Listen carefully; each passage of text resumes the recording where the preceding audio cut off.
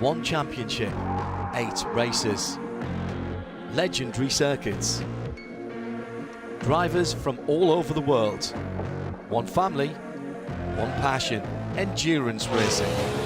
Welcome to the most professional endurance racing series for all drivers, amateurs, semi-professional and professional. Welcome to the 24-hour series powered by Hankook.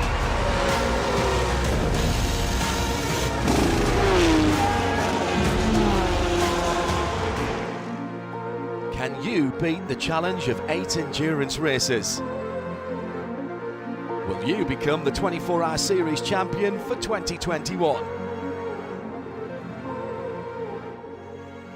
This is endurance.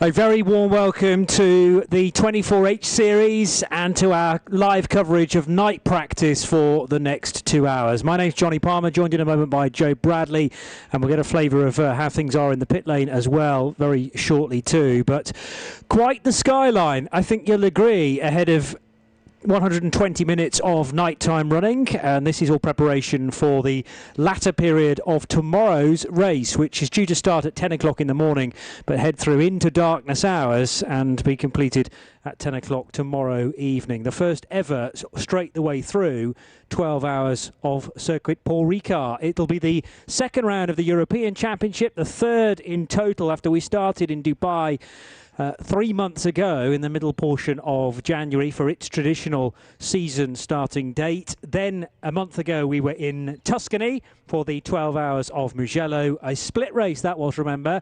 So although the same amount of racing time, it was 4 hours on Friday and 8 hours on Saturday, unlike the format for this weekend. 12 hours at Hockenheim, which is a different split again in a month's time. So we head to Germany for the first time in a long while actually for the 24H series.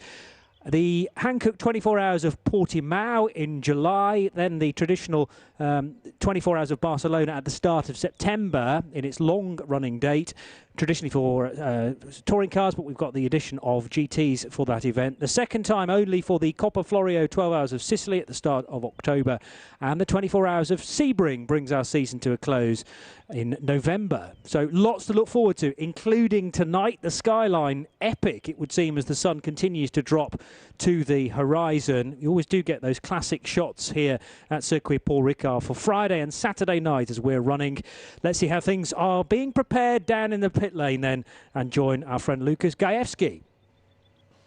Guys, I am in heaven. It's south of France, it's a lovely sunset, and it's night practice coming up tonight. Can it get any better? I don't think so. We are just about ready to go down into the pit lane. Talking points for tonight, race strategy and setup, obviously, for the 12-hour race tomorrow. And talking point number 2, well, it's Friday night, so it has to be drinks, obviously. I would definitely recommend one of these. This is a beer.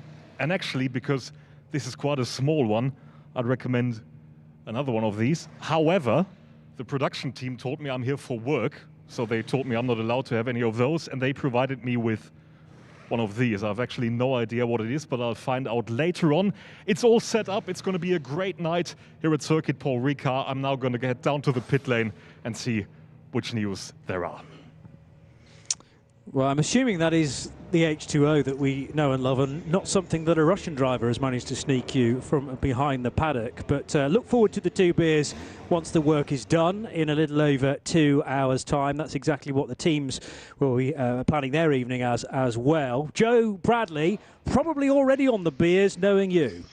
I may be from the northeast of England, Johnny, but I do take this seriously. I think Lucas is looking far too comfortable down there in the south of France. And I got really worried there when I thought he was going to bring out another 4 beers or so and say, just come down to me when you want, lads, just whenever. I'll be here.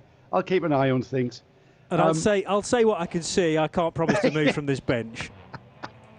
Brilliant. He really is setting the benchmark. We've got a green flag, Johnny, and we're already underway. The clock's starting to tick in. 2 hours of night practice where we're going to see kind of the sort of conditions what we're going to be going towards the checkered flag with. Because, as Lucas said, a beautiful setting sun at Paul Ricard, and we're going to see the ambience of this period. I call it the romantic period of any long-distance race, where you get there, the transition, the lights change, and it's going to be a fabulous run for the next 2 hours. And these are exactly the conditions that we're going to see tomorrow night when we head towards that checkered flag. And that's exactly the point, isn't it? To familiarise those that don't know this track in the darkness. One or two may have never been to Circuit Paul Ricard ever before. So, and the reference points are at a premium even in the daylight hours. I was going to make this point earlier on. A lot of this track looks the same because of the nature of the history of it being a test track. So you've got the off-track areas that are painted blue and black, some red and black in places. But if you were to have a slight spin, even in the daylight, it's then you struggle to get your bearings and know which way the track goes if you've come to a halt quite a way off the circuit, for instance. So this is again very useful to know where the bulk of the floodlights are and the start-finish straight. Those sort of split into two with a kink in the middle. That's normally quite well lit. So head for the illuminated areas rather than the darkness of the mountains in the background. So one or two GTs just working their way up to speed. It might be out lap to in lap just to get tyre temperature up, certainly for the TCRs, Joe. Sorry to interrupt. No, sorry, I was just breaking in there, Johnny, because one of the biggest transitional processes that the drivers are going to encounter is all of those visual reference points that they were taking from trackside. So I'm going to break at the oak tree on the right, or the marker board. The marker board's perhaps a bad example because the marker board should show up on the headlights. But visual things are going to start disappearing. So hopefully they have used marker boards for their braking references and stuff. Because if they haven't, and they're using bits of tarmac or different grades of different colour of tarmac, which can be done, you know, where the tarmac changes changes colour from dark grey to black.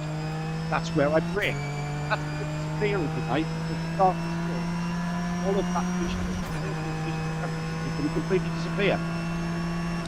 Moment or two ago, we were gifted the chance to ride on board with J.M. Littman, who has managed to get himself as part of the Colin White Ginetta G55 lineup. Now, I'm pretty sure that's not the first time that he will have driven a Ginetta, but there'll be little idiosyncrasies as far as that car is tuned up for a longer distance race, but certainly not new machinery for him. And he's joined by John Bruno and Colin White, of course, but it'll be JM for the first bit of night practice.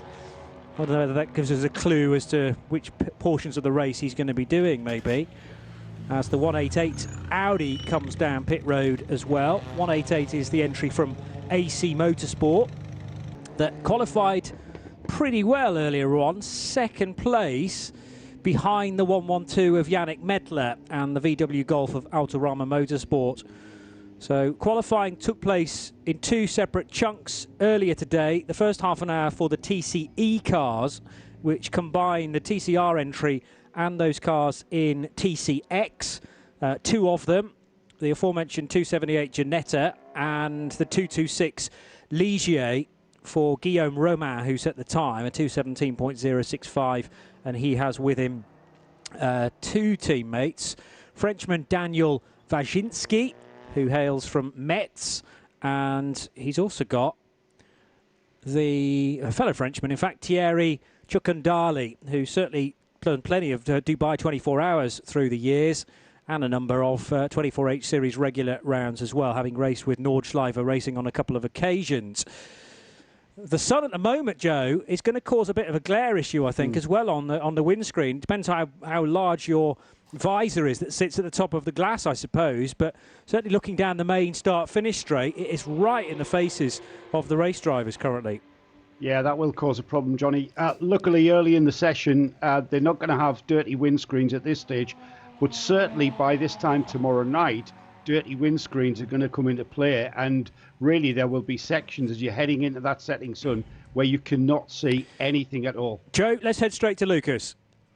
Yes, and to Mateusz Weibo, who is one of our 3 pole setters for the 12-hour race tomorrow, was actually his teammate Josef Kral to set the pole position time earlier on today. And Mateusz, one of the 3 drivers, that lap that Josef did earlier today was absolutely spectacular, wasn't it? Yeah, the qualification from Josef was amazing. We are super happy that we can be on pole. Of course, during the 12 hours, it doesn't mean much, but let's see what's going to happen on the start.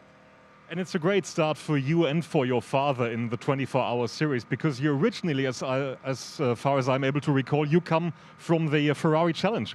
Yes, we are still having as a main competition this year the Ferrari Challenge, so I'm competing this year in the Pro class. Last year I was still amateur because it was the first season for us, so we are racing only for 2 years, so it's challenging, but we really much enjoy it, and we are trying to be fast as possible. And how is the cooperation and how is it to work together with Josef in terms of advice and everything he can tell to you? Yeah, so Josef is basically our coach also during the Ferrari Challenge, so it was a natural way for us to race with him since he's, let's say, the pro in our car. So it's amazing, he was teaching us how to drive from the beginning already, from the, let's say, last year or 2 years ago, and he was trying to teach us to race very clean and, not to be very aggressive on the car, so we can basically sustain the endurance racing, and this is what we do now. Your father just headed out into night practice. What is your schedule for tonight? I think we are going to take it easy, so we just need to do two measured laps each, so I think that's going to be it for today. We need to also set up the lights once it gets darker, so I think we'll put Josef again behind the steering wheel, because for us both, we never experienced the night race, so it's going to be a premiere, and we don't know exactly how it should work, but hopefully after it gets dark, it will be also our turn behind the wheel. That's great. Thank you, Mateusz. Mateusz Weibo chatting to Lucas Gajewski, and as he says, Mateusz is Miroslav's son, so father and son duo who are basically middle cap racing, and then the team, the long-standing Scuderia Praha team, have often had Josef Kral racing for them, so it's a combination of the two, and a very welcome back really to a team, slightly renamed team, but I'm sure a number of familiar mechanics when you head down to Scuderia Praha, harking back to good results through the years, although this one has always eluded them. The 24 hours of Paul Ricard, when we've been here in the past for 2015, 16 and 17, Josef Kral making the point to Lucas earlier on that they've not necessarily had the luck, Joe, on their sides, and that is oh so important, along with having a good race car and some good drivers. And it's nothing really, Johnny, that you can do anything about. You've just got to go into a race of a 12-hour duration and just do what you have to do and stick with the program. And anything can happen in 12 hours, anything can happen mechanically, because we are dealing with just nuts and bolts put together, bits of metal bolted and glued together in so many ways. So, things work loose, things break, mechanical things do sort of come back to haunt you. And then add in the human element of, the start of any motor race. It's always the most frantic and people make mistakes. It's why we love it so much. Live sport, and especially live endurance racing, it's never over until it's over. And it's one of those things. I would like to think that, we know how disciplined and how regimented the teams at the front of this series are. They're very experienced. They're very drilled. They're the way that they go about things, their pit stops, their strategies are all very honed. And it's only when the adversity comes to play that you really see a team rise to the top, or the cream of teams rise to the top. And it's how you address those moments of adversity, I believe, in endurance racing. Just the state of the adversity, some adversity there's no coming back from, isn't there? Well, I feared that, to be honest, for the 401 crew, because they've had plenty of adversity far too early in the weekend with a collision not of their own making, so they reckon, but it was described as a T-bone for the 401 Pro Sport Racing Aston Martin Vantage. Now, thank goodness they're one of only 2 teams, we think, that have brought spare cars with them. Not that you can just suddenly revert to a spare car partway through the race, but what it meant on paper was that they could retrieve double the amount of data from the private test sessions that you pay for, 3 of them prior to the weekend starting properly. Now, thankfully, as I say, Pro Sport had a spare car. They've had to switch a great deal of stuff over to the extra machine, and that work appears to have been done because Nico Verdonk is already in this session, and that suggests to me that they'll be able to get the bulk of night practice done and catch up for lost time because they weren't able to qualify that car earlier on. It's already done a decent time for GT4, 2:46.255, but some amazing work, Joe, being done there at Pro Sport. Yeah, brilliant to get that spare car up and running and race prepped. It won't have been anywhere near by the Pro Sport team's standards. It wouldn't have been anywhere near ready to race, but then that's exactly what they've been doing. You know, they've been I don't know to what extent, whether they've changed engines or motors or anything, or just basically got the car up fire for the rest of this race weekend. But it's great, and I'm just so happy that whoever it was that decided, shall we put the spare one on the truck as well? go on. You never know. We may need it. You know, great decision. Superb. So Nico Verdonk out in the session at this stage. He competed earlier on in the year, certainly at Dubai, and we will actually be able to go to Pro Sport right now to get an update. But just to fill you in their driver lineup, it's Rodri Guillon and Kurt Henson making it a threesome into the 401 car for that Aston Martin. And Lucas Gajewski has a little bit more about this very lengthy story. Yes, behind us you can see the former race car of the Pro Sport team. Now it has become their spare car, and the former spare car is out on track. You've already met Felix in our former program. And Felix, please give us an insight. How long did it take you to rebuild the car for night practice? Yeah, unfortunately, it took the whole time where the other guys were doing qualifying, so we couldn't participate in this. But still, we're able to race tomorrow, starting from the pit lane then, unfortunately. But still, we're racing, so we're happy about that. And did you already hear anything on the radio that everything is okay, hopefully? Yeah, for now it's okay. So he's out there for 3 or 4 laps now, and seems fine so far, yes. You've made it into night practice, which I think might be quite crucial for tomorrow night, because this is exactly the time when the race will finish and when the last decisions are taken. Yeah, as you said, yeah, it's going to be important what the driver can say about the car tonight, and yeah, we're looking forward to it, and they're probably doing good experiences out there. Thanks a lot, Felix. All the best. So that suggests to me, Joe, that Felix and the rest of the team have had clearance from the race organisers that they'll be able to start the race, even though they're not technically qualified. And I suppose some of the times may have been looked at from free practice and maybe the private test as well, just to make sure that that car's going to be on the right sort of pace to be in the race tomorrow, which we knew. But, yeah, you know, there's certain protocol that the race officials have to go through. Yeah, but on saying that, the thing about the 24H series is you will never see the officials tripping over bureaucracy to stop people running. That's a good point. And yeah, they will do everything in the power which, you know, the regulations and rules allowed. I think the only thing that would have stopped using that spare car, Johnny, is if it was 2 hours into the race when they got T-boned.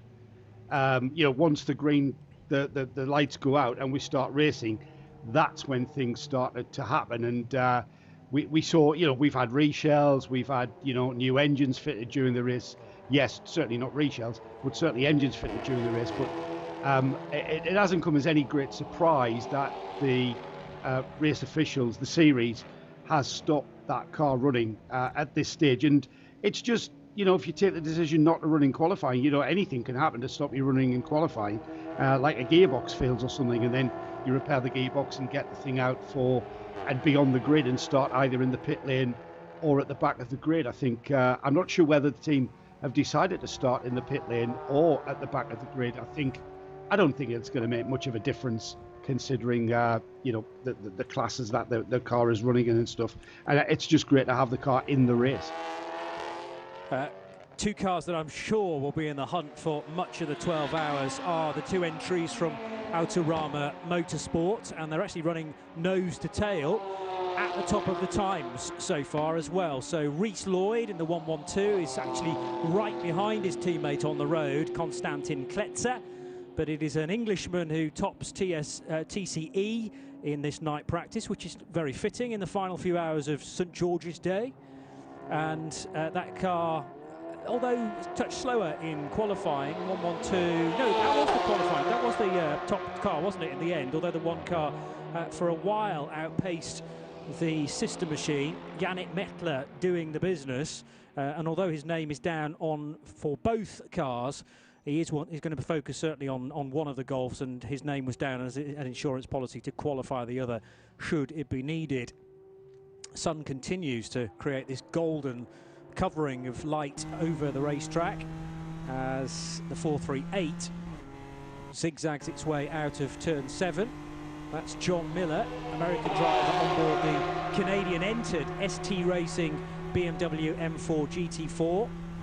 We only had the one car appearing from this class, the GT4 class, earlier on today because of the absence of the machine I've just been talking about, but both are out at the moment, the Mercedes from Pro Sport Performance and this BMW. I think there'll be others in the race that are on a similar pace to these two as well, so there's a chance to find one or two other cars for them to battle with through the course of the 12 hours. So it's Niki Kadai who has set the best time so far for Kessel Racing's Ferrari 488.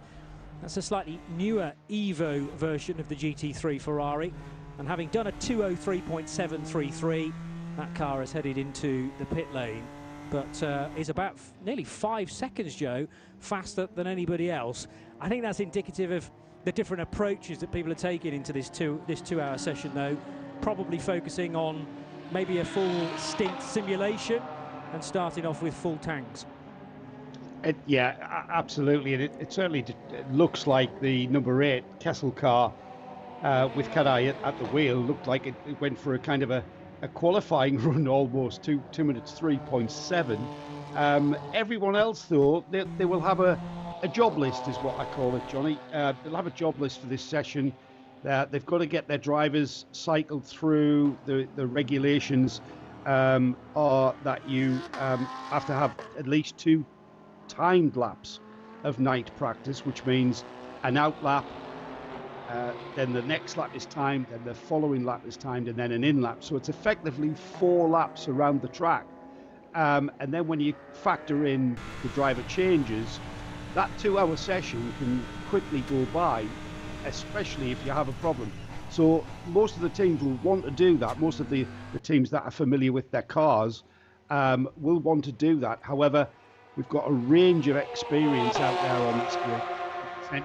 So we will see a lot of the teams, I think, going all the way through on this 2-hour session just to experience the full dark conditions that are we're about to enter into.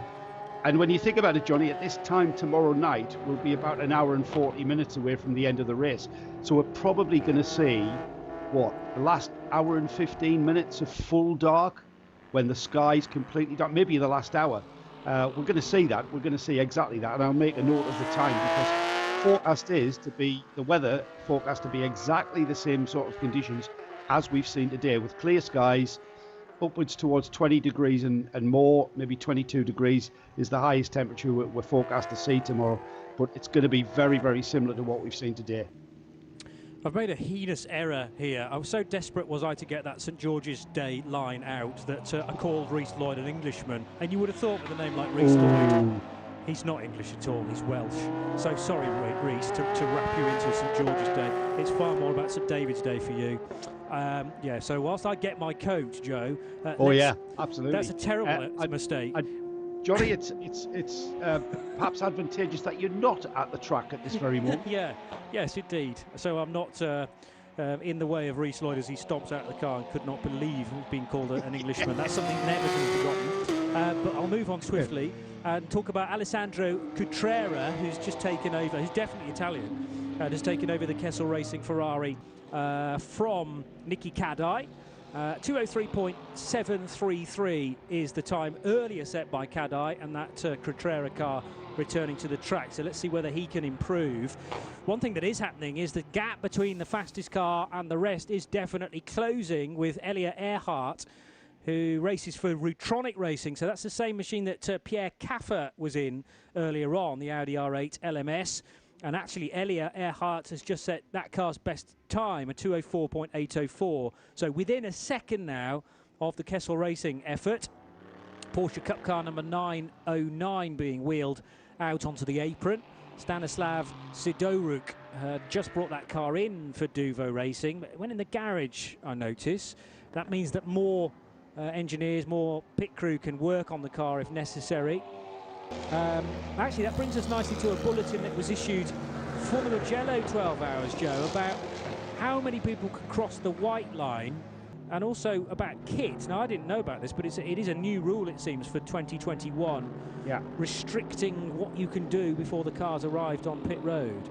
Yeah, it's an interesting rule, and I've got to say it's erring on the rationale behind it is all down to safety. And what we've become familiar with is the cars coming into the pit lane, and the team's being prepared in a way that they've got the 4 tyres laid out, and the car actually kind of pulls into a corral made from tyres and crew members. So you've got the left-hand front guy and the left-hand rear guy standing out into the pit lane, and the car drives between the tyre guys and the tyres. Well, we've stopped that here in the 24H series, and the car will pull up at a completely clear pit apron, and all they will see is the team manager or the number 1 crew chief at the front of the car with the stop board. Once the car is stopped, then the crew, the tyre changing crew, can then come across the white line with all the equipment that they need, which is invariably going to be the new set of tyres, the wheel guns, the jacks, etc. So all of the crew are safely behind the white line and out of the firing line of any pit lane speeding cars. Even though we've got a pit lane speed limit, you've still got moving cars, and this is going towards making that pit stop phase for each team a lot safer. It also adds in a little bit of complexity insofar as how the teams are now going to choreograph their pit stop, and they will have practiced that, and it's a little bit different now. The car, you're not there sort of waiting for the car to stop in front of you. You've now got to run around the car. It's going to call for a bit of athleticism, if anything, Johnny, from the mechanics and the crew. So there's going to be, maybe some teams are going to start, watching the diet of their crews and get them to do some limbering and some stretching before they burst into action. And I think it's going to be quite exciting visually, certainly from where we're sitting. I think it's going to be exciting stuff, and you're invariably going to get things happening, and things will occur. People will drop wheels, people will not quite get the gun in the right place. All of this adds an element of uncertainty to what the live sport that is endurance racing. So I think it's a great move. It's a great move on for lots of reasons. The main one being, of course, safety of crew members. Yeah. And there's always going to be an inherent danger about a pit stop. That's the sort of nature of motorsport. But I do understand gradually adding rules and regulations where possible, where you help the safety be a more important factor. But when you've got moving vehicles and people around, then potentially something minuscule will always go wrong. But it's about mitigating that as much as possible. 2:07.684 for Stefan Aust in the now 5th placed 92 Herbert Motorsport Porsche. Remember, the 91 Herbert Porsche missed out on pole position earlier today, and if you weren't part of our coverage, it might be a good idea for me to whip through the top positions in each of the classes, remembering that there were 2 separate parts to qualifying. The first 30 minutes for the TCE cars, and Yannick Mettler in the 112 car did a 2:15.801. We are somewhere away from that in this current session, about 2 seconds away from it, to give you an idea of the drop-off in pace. The 118 car was qualified by Mathieu Detry for AC Motorsport. They managed second place on the grid and only 67 thousandths of a second between the two. The number 1 Volkswagen Golf of Autorama Motorsport, qualified by Emil Heyerdahl, third fastest, 2:16.079, and then the 123 of Jorge Belloc Jr. setting a 2:16.133 in the Cupra Leon. No, that was the Cupra TCR, beg your pardon. Then the Cupra Leon just behind, the 108, which had Felipe Fernandez doing the time. And as far as GT was concerned, again, a very slim margin, although slightly larger than what we find in the TCRs. 0.132 of a second separated Josef Kral in the middle cap racing Ferrari from Robert Renauer in the best of the two Herbert Motorsport Porsches, but the other one was right behind it, having been qualified by Marco Seefried. 202.4 for Robert, 202.45, so 4.3 for Robert and a 4.5 for Marco Seefried. And fourth fastest was Marco Fretzer in the red and white Kessel Racing Ferrari. He in turn was quicker than Pierre Caffer in the Rutronic Racing Audi, and David Gossner, who left it late to bag 6th position on the grid with a 204.242 in the MP Racing Mercedes AMG. We've had nearly half an hour of night practice. Let's head to Lucas for an update from the pits. Johnny, you just mentioned Pierre Caffer in the quickest of the Audi on the grid. Pierre is next to me. One of the drivers just got out of the car. You introduced the next one. When it's your turn tonight? I will come next. So he will drive 4 or 5 laps. It's just to get in the rhythm and to have the mandatory laps in. And we have our normal regular program and everything is running after plan so far. And as I said, best Audi on the grid, but to be pretty honest, it was only qualifying. It was just qualifying, so let's not get bogged down with the order too much. Yeah, I think for 12 hours it's not very important where we are. Of course, it's much nicer to be in the first row or second row, but the race is very long and 12 hours are long, and in endurance racing everything can happen, and it's a really nice championship, the 24-hour series, and with a lot of brands, so it's always nice to fight also with the other manufacturers, and I'm pretty sure that our Audi R8 GT3 is a bulletproof car, so I'm really looking forward, because I know we have a great car for the race, and we all are burning for the start of the 12 hours tomorrow. And let's talk about your lineup. You're of course very familiar to share a car with Elia Earhart, because that's what you've done in ADAC GT Masters for a couple of years. How does the overall lineup of the 4 drivers now work? It's pretty well. I mean, we have our program, as I said before, and as you already mentioned, I drive with Elia the ADAC GT Masters this year again, and we are really familiar together. I know what he needs, he knows what I need, and with Sven and Michael, it's really nice to work with, and now we have a solid base, also from the driver lineup, and we improve him step by step. And it's really nice to be involved in this Rutronic team for the 24-hour series. Which, it needs to be said, is still quite new to the 24H series. Yes, of course, but to be honest, they are a really professional team, and they won GT Masters in the first year, so that shows how they are working, and I really like to be a part of the team, and it was a long period or a long way until this program was set up, and now that we drive both championship with Rutronic Racing by TC is pretty unique, and I'm really looking forward for the whole championship this year, or for the whole year. With your endurance experience, what is the circuit Paul Ricard like during the night time? Please say it again. This track, how is it like during the night? I think it's to be honest, we have a lot of lights around the track, and it's a modern racetrack, so it's not like a Nordschleife where you drive in the dark. I have to say I'm really looking forward to the 24 hours in Portimao, and of course in the end of the year for Sebring, which is absolute my favorite, where I have a lot of success with the Audi.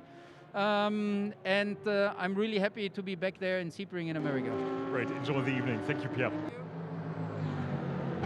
There you go, Joe. I mean, he's a man of so much success through the years, and pretty much all of it with Audi, with a new team to the 24H series. But as he says, vast experience in other GT championships. He's also raced in the 24H series with Car Collection in their Audis in the past. Did a number of races with Car Collection last year, in fact. But you just get a tingle down your spine, don't you, when he starts talking about Sebring and the prototype days? Yeah, absolutely. I mean, Pierre Caffa has been around, I'm not going to say how many years. You know, I remember he was just this wide-eyed young virtual kid. He was in the early 20s when we first saw him race, and it's absolutely fabulous for this series. It certainly gives this series even more credibility. It builds on the credibility that we're building here in the 24H series to have a driver of that caliber.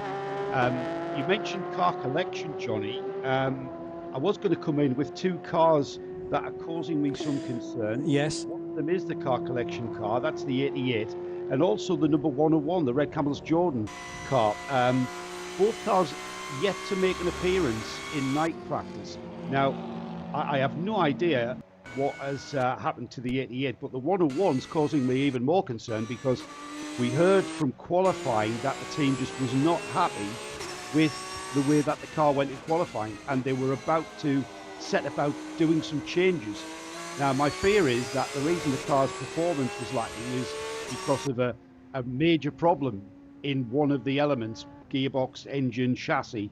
So that's a mission for Lucas to find out why the 101 isn't out on track yet, because I would have thought that if it was just a setup change that they were trying to get to, with regards to it didn't work in qualifying, let's find a setup that's going to suit us.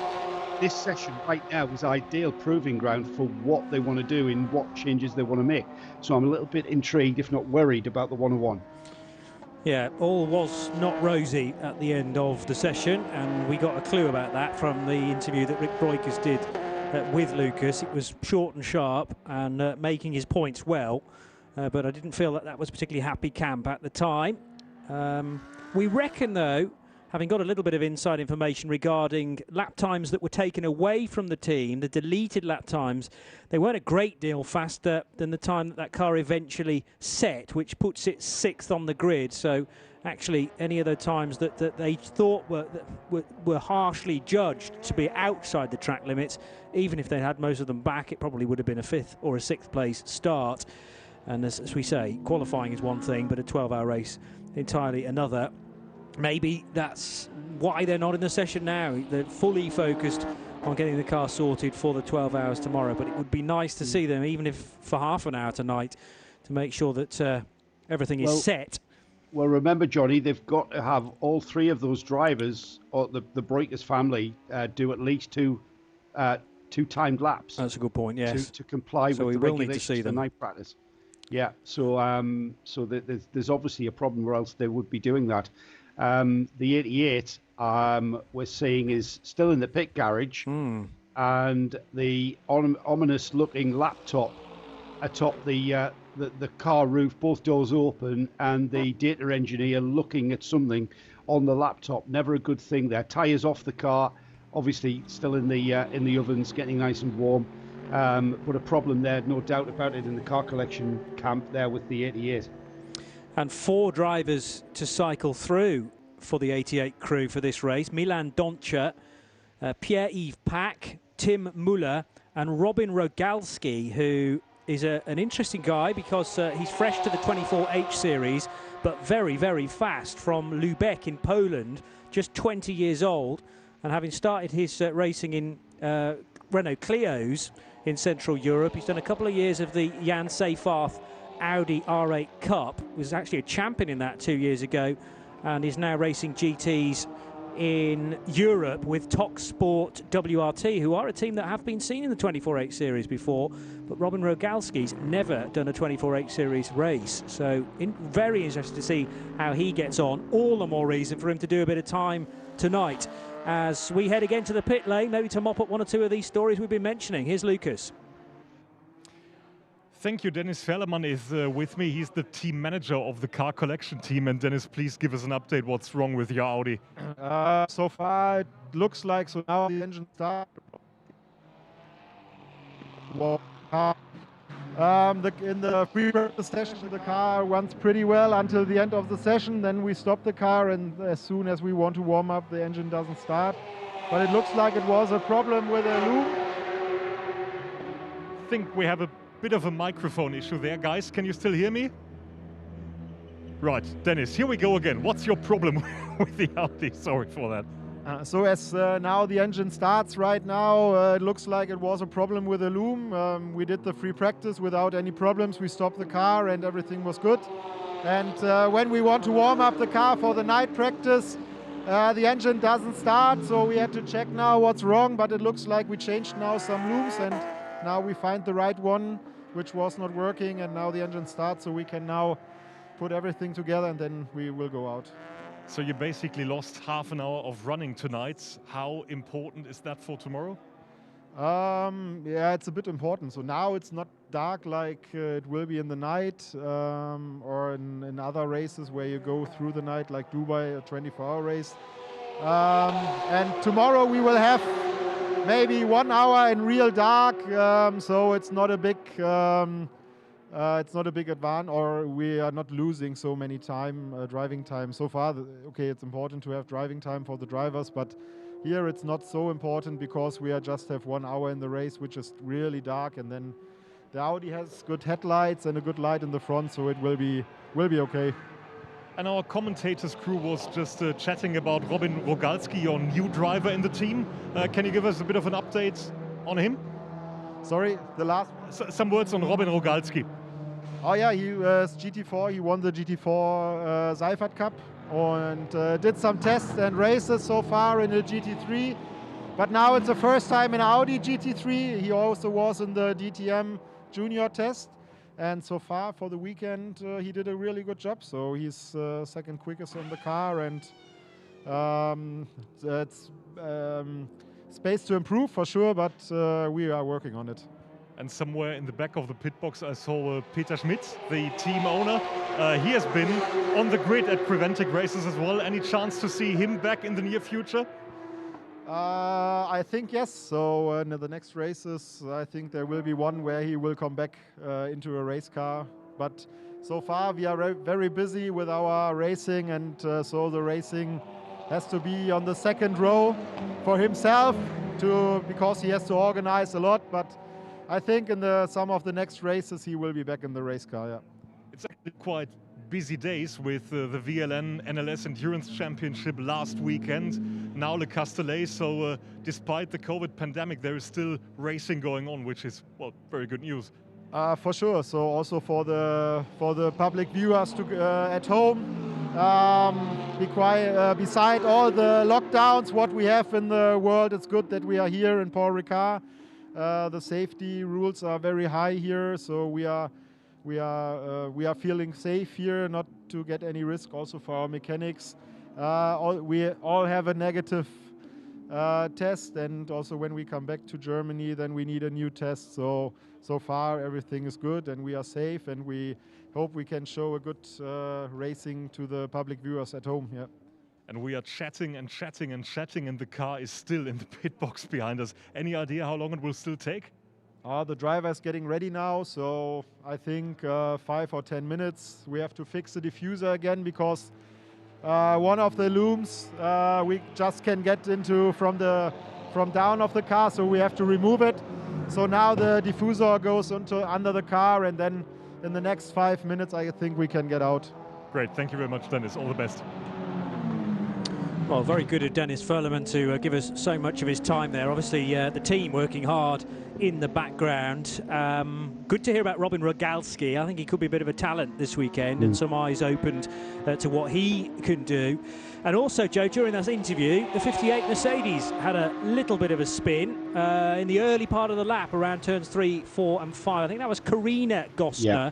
The Gossner name may be familiar to some fans of the European Le Mans Series because Manuela races for Iron Lynx with the Iron Dames, and Karina is her sister. And we've got David Gossner as part of that team as well. Now I need to get the order right here. David is a brother, and Thomas the dad of all three of them, and Thomas, David and Corina all in the racing lineup. So very much a family affair. I think that was a relatively harmless spin. I think that was the Virage du Camp, which is just before that sequence of bends before the Mistral. Yes. I'm pretty sure that was where it was, but harmless. Managed to get the car turned around. Again, these huge tarmac runoffs at Paul Ricard really benefiting when you have just a slight mistake, and it doesn't really wreck your evening too much. I'm just noticing the fabulous. If you are watching on the live stream, you're seeing some fabulous footage from the Webhead's drone, which is flying around that sequence of corners from Virage du Hotel, du Camp and Le Baume onto the Le Col, which is the left-hander that goes onto the Mistral, and the Webhead's drone there providing us with a different perspective. It's quite arty, actually, isn't it, Johnny? Especially with the ambient lighting we've got now. Great shots from that. If you're listening and you can get to a live stream, then do try your best over the course of the weekend, where we'll be having more footage from the Webhead's drone throughout the race. No, I'm not sure of the drone's pilot right now, but Artie is 0221's middle name, so we're not surprised in that respect. That is true. Creativity, always no shortage of that through the course of a 24H series weekend. And also from Lukas Gajewski with his various openers. They tend to always feature mentions of alcohol, I've noticed. Yes, well, he is German. There's a pattern here. Yeah, true. Or salami, which is true enough, yeah. But salami that is steadily going out of date. But like that, we'll have plenty of more of those tomorrow, I'm sure. The 20 Mercedes has just come into pit lane. There's a couple of AMG GT3s in the entry. It's the SPS Automotive Performance car of Stefan Gurig. And Stefan looking like they're doing a driver change there, so he'll be out and new driver in. The line plugged into the car on its right-hand side is the air line, by the way, so that it can go up on its internal jacks and the wheels and tyres can be changed. Fuel already dealt with at pit in, where you take a sharp right and head to a rear section of the paddock where there is a specially laid out fuel quadrant there. Quite complex, but those that have been doing the private test and also free practice earlier on today will be very familiar with where they need to go. And it is neatly coned out as well. That's another reason to be in the car at this phase of the day, so that you don't get disorientated when you pull out of the pit lane and head for the back of the paddock. Although the suggestion from Pierre Caffer is that even that area of the circuit is fairly well lit, certainly compared to areas of the Nordschleife, which is just like heading into completely no man's land, where you may never return for beer-drinking Germans. Yes, it's a completely different environment, isn't it, here at Le Castellet? And just noticing as well as the cars run out of that Le Col sweeping left-hander onto the Mistral and using all of the curb and more.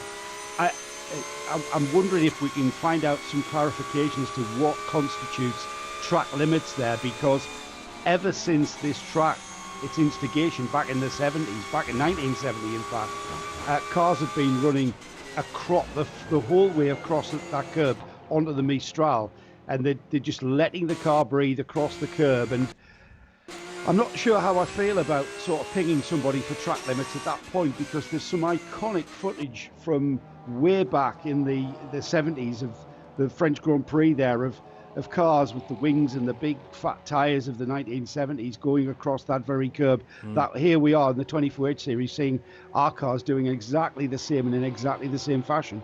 So I'm wondering, I'll perhaps try and find out some clarification from one of the Creventic staff. It is such a crucial corner. That's the problem, is that it needs to be policed, because that's where you're going to find a whole hatful of time. Even though it's a relatively short run from turn 7 into the chicane, the speed that these GT3 cars can get up to full speed is mesmerising, and you're going to benefit from straight lining that turn 7, which sort of doesn't exist as far as the accelerator is concerned as a corner. But you are pitching it through a left-hander at a fairly high rate of knots, so you know the weight of the car shifts all the way over to the right, and any bit of time that you can gain by straddling that curb, it will be taken. So I wonder where the 1 or 2 cars that were pinged for track limits, that could well be one of the crucial places. That happened in qualifying, as the number 92 Porsche is fairly neat and tidy over the inside curb, but runs very wide on the outside, as we've just been talking about. And there's also some sort of floppy bollards in the curbing there, which probably don't matter too much if you catch them once or twice, but relentlessly hitting that, you're going to start chipping away bits of maybe the front splitter if you continue to do it. Anyway, out of the chicane goes the 92 Porsche with that instantly recognisable 4-litre flat 6 sitting right in the rear of the Porsche, and then onto the brakes to set the car up for senior corner, turn 8. As I think it's still labelled on this track, despite the fact that we've got the chicane. It might be turn 9, actually. Have you got a track map in front of you, Joe? I have, but I haven't got numbers. I've got names. Okay. I thought that might be the case. Can count. Yeah, I don't know whether... Let's just have a look. Here's a track map with the chicane involved as well. So, yes, the left-hand bit... I think we're calling it. Yes. And the left-hand element of the chicane is turn 8, right-hand turn 9, so senior is turn 10. And then you head into the double droite, or the double right, at turn 11. So, to give those of you that have hopefully found the live stream of this event, where our audio and visuals are perfectly synced, head to the radioshow.limited website if you've not found the footage just yet. But an idea, and compare and contrast this with the lap we were showing earlier on from Milan Doncia in the full daylight. This is Alvaro Rodriguez Sastre for the TTS team, as I'm going to call them, because I really struggle with that name at speed. Tic Tap Totcar Sport, or TTS. Do you think it's deliberate for yeah, I do. tripping commentators up, Johnny? Entirely. They have thought, I do too. How do we make this name as difficult to say, particularly if they're in a scrap with 3 other cars and you're having to reel off different team names all at once? There is no way you're going to be able to do that as the 3rd car. So TTS they will become from now on for me. I'm just going to run that through a translation app as well, Tic Tap Totcar, and see if it comes back anything in Spanish. It doesn't look Spanish on the face of things. No, it doesn't really. Ginetta in front of Alvaro. And who's in that car then? J.M. Littman was, and still is, in the 278. He's just completed a 221.4. So that car's 2nd in the TCX category. And they're fighting hard with Daniel Wajinski in the Nordschleife Ligier JS2R. Those 2 cars in their own class, but there's nothing to stop them getting involved with the TCR battle if they can. And I just wonder whether there might be a bit of a scrap going on with some of the GT4s perhaps as well. The 991s should be a bit too quick for those cars in TCX. Speaking of the cars in the 991 class, one well up the order, Philippe Paulette in the 911 numbered Porsche Cup car for Porsche Lorient Racing. In the past, the French squad have turned up with 2 cars at various meetings, just focusing on the number one, on one car rather than the 911 numbered car for the team from the northwest of France. And 2nd place in the 991 is the Sergei Peregudov driven Vortex, no, not Vortex, Duvo Racing Porsche. The 2 Vortex V8s, by the way, pitting on the same lap a moment or 2 ago, as we can get an update now with Lucas with the 101 Red Camel team. Yes, you guys were wondering why the car isn't running. It's actually quite hard to do that when there is no engine in it, as you can see. This is Luke Broikers. We met him earlier in qualifying. Luke, we saw there were some technical issues, and we can now assume that's down to the engine. Yes, that's true. Due to the sessions that we are driving, we had some increasing temperatures, and yeah, we highly suspect an engine problem. So now, just because of the increasing temperatures, we are changing the engine, and it's a pity because we can drive the night practice, but it's also for the race tomorrow more important to have a good car instead of running with problems. So that's the main reason why we are replacing the engine. And it's already driven 14,000 kilometers, which is also quite high. So that's the reason. And could you already detect the main problem on the old engine? Sorry, once more? Could you already detect the main problem with the old engine? What was wrong with it? No, the old engine we didn't have any problems. So so this is a new problem for us. We did not inquire this before, and so it's a pity, but we will see. So of course a long race coming up tomorrow. We heard some discussions about track limits as well. Did you get some clarification from race control? What went wrong on your side in qualifying? Yeah, my brother he had a track limit, but we're not sure of the right corner. Now we're really sure of it. We checked with race control, and it's a wide line, so that's pretty clear for all of us. So we won't have those problems tomorrow, we hope. All right, thank you very much, Luke. All the best. Well, it's a highly unusual problem, Joe, because these engines are normally so reliable. But I suppose if it's done 1,400 kilometres, as Luke says, getting towards the end of its lifing, perhaps. I assume that means it's done some races already this year. Certainly will have done Mugello and quite possibly Dubai as well. I don't know. Yeah. I'd have to sit down and work out the mileage, but it's strange that they've never encountered this issue before, considering how long they've been running that car. Johnny, didn't I just say it's bits of metal just bolted together? Yes. And things can manifest in ways that that are unseen, and we're still seeing no sign of the 88 car collection Audi. For a loom issue, that's an electrical issue. That's even worse, trying to find that. And we heard, the floor's got to come off at the rear to get to the loom. But the 101, you know what? I had a sneaking suspicion that not seeing that car out and the kind of lack of competitive run that it had in qualifying, that it was something more sinister than just maybe the wrong setup. Because I'm not sure the 101 Red Camels team kind of don't know what they're doing when it comes to a qualifying setup on those cars. So the good news is they've got a problem that they're rectifying on the eve of the race rather than 3 or 4 hours into the race. And they're going to, put that car back together, meticulous attention to detail, and they're going to have a very, very strong car for the race. So even though they're going to be starting pretty much at the back of the TCR field, you can't discount them. You can never discount them for the win. So, that they're not out of this by any stretch. They may have to get some kind of authority for not running in the night practice, but considering how experienced those 3 drivers are, that's not going to be a problem. I reckon that in Mugello 12 hours, that car will have done 2,500 kilometres, so that's barely anywhere close to... what did he say? I he said 1,400, didn't he? So, no. Yeah, he said 1,400, yeah. Okay, so it is a lot less than that. Anyway, let's deal with the spin out on track, the 979 Porsche, which is now briefly going the wrong direction. Jean-Pierre Verhoeven having to loop the car around. I think he's had a moment in the braking area for the chicane on the Mistral straight. So that car will return to the action. I don't know whether he ended up there all on his own. Just caught the back end of that incident, but Verhoeven back in the race. Jean-Pierre Verhoeven, the Dutchman, and that car is running second in the GTX category, which is interesting. So even though that is a GT3 Cup car, it's a 992 specification iteration of the GT3 Cup car, and therefore it's running in GTX rather than the Porsche Cup class.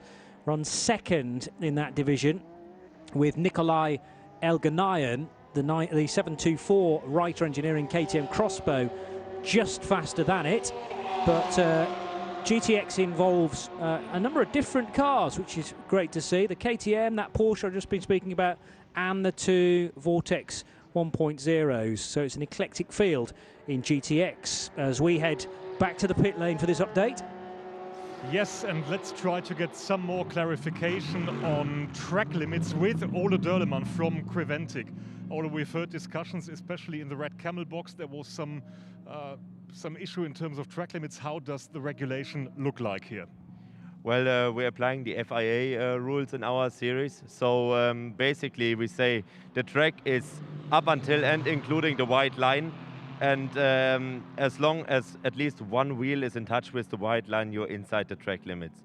But then again, we look at each circuit where is actually an advantage gained in these situations. And these may be penalized then by the race director. We've seen these track limit issues at Circuit Paul Ricard in other championships as well, but I think in general it's a very, very nice track, especially for the gentleman drivers, which is a good reason for you to come back for the 4th time now.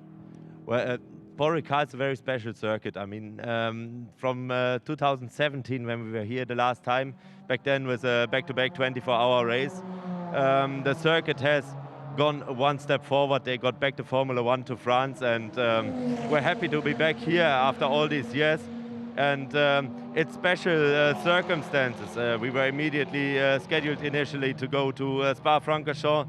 In the end, we got a replacement here, which is not to say a good replacement. And we're happy that everyone joined us here in these very special circumstances. And we can be thankful to all the teams, drivers that made their way down here together with us to this beautiful circuit in the south of France. And yeah, it's a great event to look forward.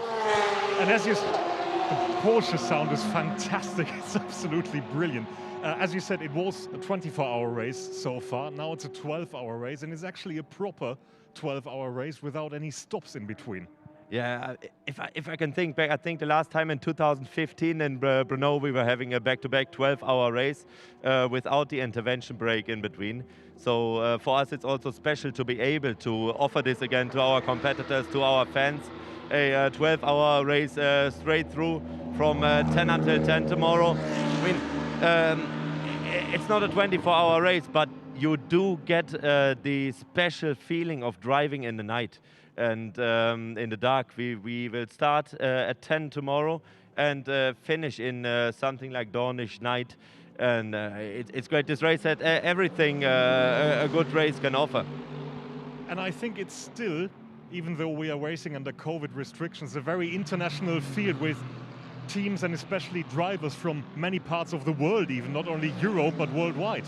Yes, we've got drivers from different continents present at this event. It is actually quite difficult to enter France currently, especially for drivers from outside of Europe. Where there's even a full Canadian team with us, their full season entrance as well. And all of the people that made the way down here are actually why we love doing our job. And we're happy for everyone that joins us during any event. But especially during COVID times, it does help us, and it also gives us a purpose in life, if you want. So to be able to do what we like, with whom we like, where we like it, and that is out here in Paul Ricard now. And I have to say, yesterday it was my first flight under COVID protocols.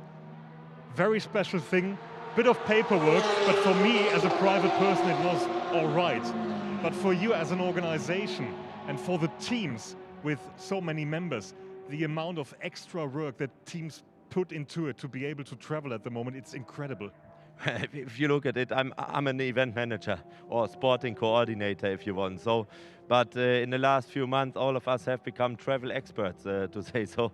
And for the teams, it's really a challenge to do this beautiful sport at the moment. In motorsports, we are in a lucky situation compared to some other sports that we can still race, that we can still have our events going on. It is strict protocols, but we are happy that we can race under safe conditions for everyone, and we will continue going for it. Lots of smiles going on behind these masks. Thank you very much, Ole, and to all the Creventic organization, and to the teams, of course. Thank you very much, Lucas. Ole Dollemans of the Creventic organisation, who look after the 24H series. Quite an undertaking anyway, and then introduce coronavirus, and it really does ramp it up a number of more levels. There was a plan, Joe, to actually travel to Le Castellet last year, and it was one of the a few meetings that had to be cancelled in the end. Initially, I think postponed and then entirely cancelled. But we were going to do a 9 hours of Le Castellet on the original plan, which would have been fascinating and probably did involve going into the darkness. We've got that and then some with the additional 3 hours at the start of the day. And as I say, I don't think there's any record in any championship through the years since this circuit was built in 1970 where we've had a full all the way through 12 hours of Le Castellet, so breaking new ground. Yeah, and I couldn't put it better when Ola said that the reason that they'll continue to do their utmost in arranging and holding these race meetings, it gives them a purpose in life, and we're so glad for that, because also it gives us a purpose in life for being there and being part of the series, and once again the series showing a little bit of creativity in changing things around and not being afraid to do so. You know, they've got a format of, I suppose the Creventic format is to keep things changing and not be taken for granted. You know, the Paul Ricard can be a 12-hour race, a 9-hour race, a 24-hour race. A 24-hour race split into 4 across 4 days is the one I'm expecting. You know, I would have passed him. It's a great idea. Another spin there, Johnny, for the MP car. Yes, different driver this time. Yes. It is David Gossner back at the wheel of the 58 MP Racing Mercedes. One thing I noticed in the daylight sessions earlier on today, it is still very dusty offline. And obviously as the sun goes down, the temperature's starting to drop a little bit. But the dust remains, and if you catch a bit of curb in the wrong way or you end up out in the dirt and the marbles, it is very easy to loop a car, particularly one with so much power as the Mercedes AMG. But thankfully, the nature of this track means there's, for the most part, quite a bit of runoff, and you can head out onto the high-friction tarmac and recover the moment, which is exactly what David Gossner has done, and that car is still in 6th position. 2:06.0 is the MP Racing Merc's best time so far. Out onto the Mistral, at least one GT or possibly Porsche Cup car. Very tricky to tell now from just the headlights. As the 112 Volkswagen Golf, which was fastest in TCE qualifying earlier today, is running second in this session with Yannick Mettler last to drive it, and that car being wheeled into the garage. They don't seem overly flustered, so this was all part of the plan, it would seem. And we are over half distance now, Joe, and pretty much at full darkness. I think from Car Collection, Dennis Furlerman was suggesting that certainly the last half an hour of these 2 hours would be full darkness. There does seem to be just a little bit of light still in the sky, though. Well, we've just clicked past 9 p.m. and the race tomorrow will go to 10 o'clock. Yeah. 10 p.m. that is. And so, you know, the race will finish. We'll have 1 hour in the conditions that we're seeing now, and it's still not full dark. There's still light, you know, vagaries of light in the sky, so not quite full dark. Plus, we've got some floodlights pretty much across the whole of the track here at Paul Ricard. So we're not going to see, as you described earlier, Nürburgring levels of darkness. And indeed, I can remember the series go to Brno, where, and Ola's just mentioned that, where we had a back-to-back 12 hours, and Brno is very dark. Well, we're not going to see any kind of Brno type of darkness here at Paul Ricard, for the reasons being we've got floodlights. The floodlights are going to help somewhat. They'll take the edge off the darkness, but you're still going to need the headlights working on your cars. There's also quite a reflective nature to the blue and the red striping on the outskirts of the circuit as well. So that's got the floodlighting bounces back off that and potentially causes a glare issue. But really the headlights, particularly on the GT cars, should overpower that quite comfortably. I would imagine, Johnny, there's certain parts of this track where if you've got your headlights glaring back off the off track and the luminous blue and red, you're going to feel like you're in some form of kaleidoscope at points on this track. It's going to be whoa.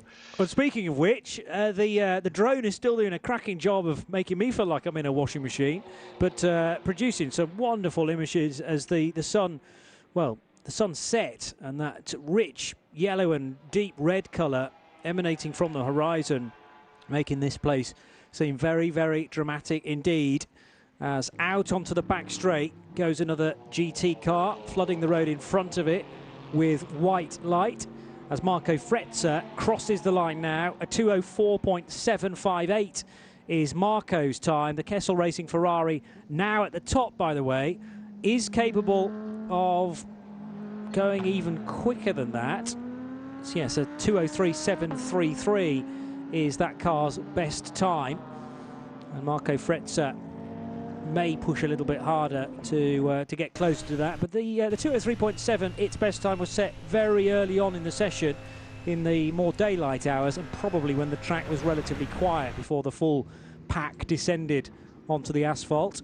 So to date, we have had 23 cars take part in this session of the 25 that are entered officially into the meeting. Still awaiting the 88 Car Collection Motorsport Audi that we've heard all about, and that's getting its rear diffuser fixed again after a wiring loom issue was being chased, and the 101 having an engine change. So big job there, and the time continues to tick by, meaning that they're going to run a little bit short of time here in terms of getting their drivers cycled through. I suppose the benefit for the 101 Red Camel Cooper is there's only 3 drivers in that, as opposed to the 4 in the Car Collection Audi. And I've got to say that the CWS team have now managed to prize GM Littman out of that number 278 Ginetta, and that car now being driven by Jean-Francois Bruno. That car is currently leading the TCX class, but more importantly, it's 3rd overall on the timing screens in TCE. So that car looking very, very strong going into this weekend in the overall standings of TCE. Good news, though, down in the pits, Johnny. That looks like a Car Collection Audi, number 88. That's just coming off the Ajax now. So they've got that to the bottom of that problem. The car, I think, has fired up, and the driver about to get the go-ahead, just having the last few adjustments on the torque of the wheel nuts just being checked, as that car is now going to be pushed out by the mechanics and then fired up, and then we'll get that car out into this session.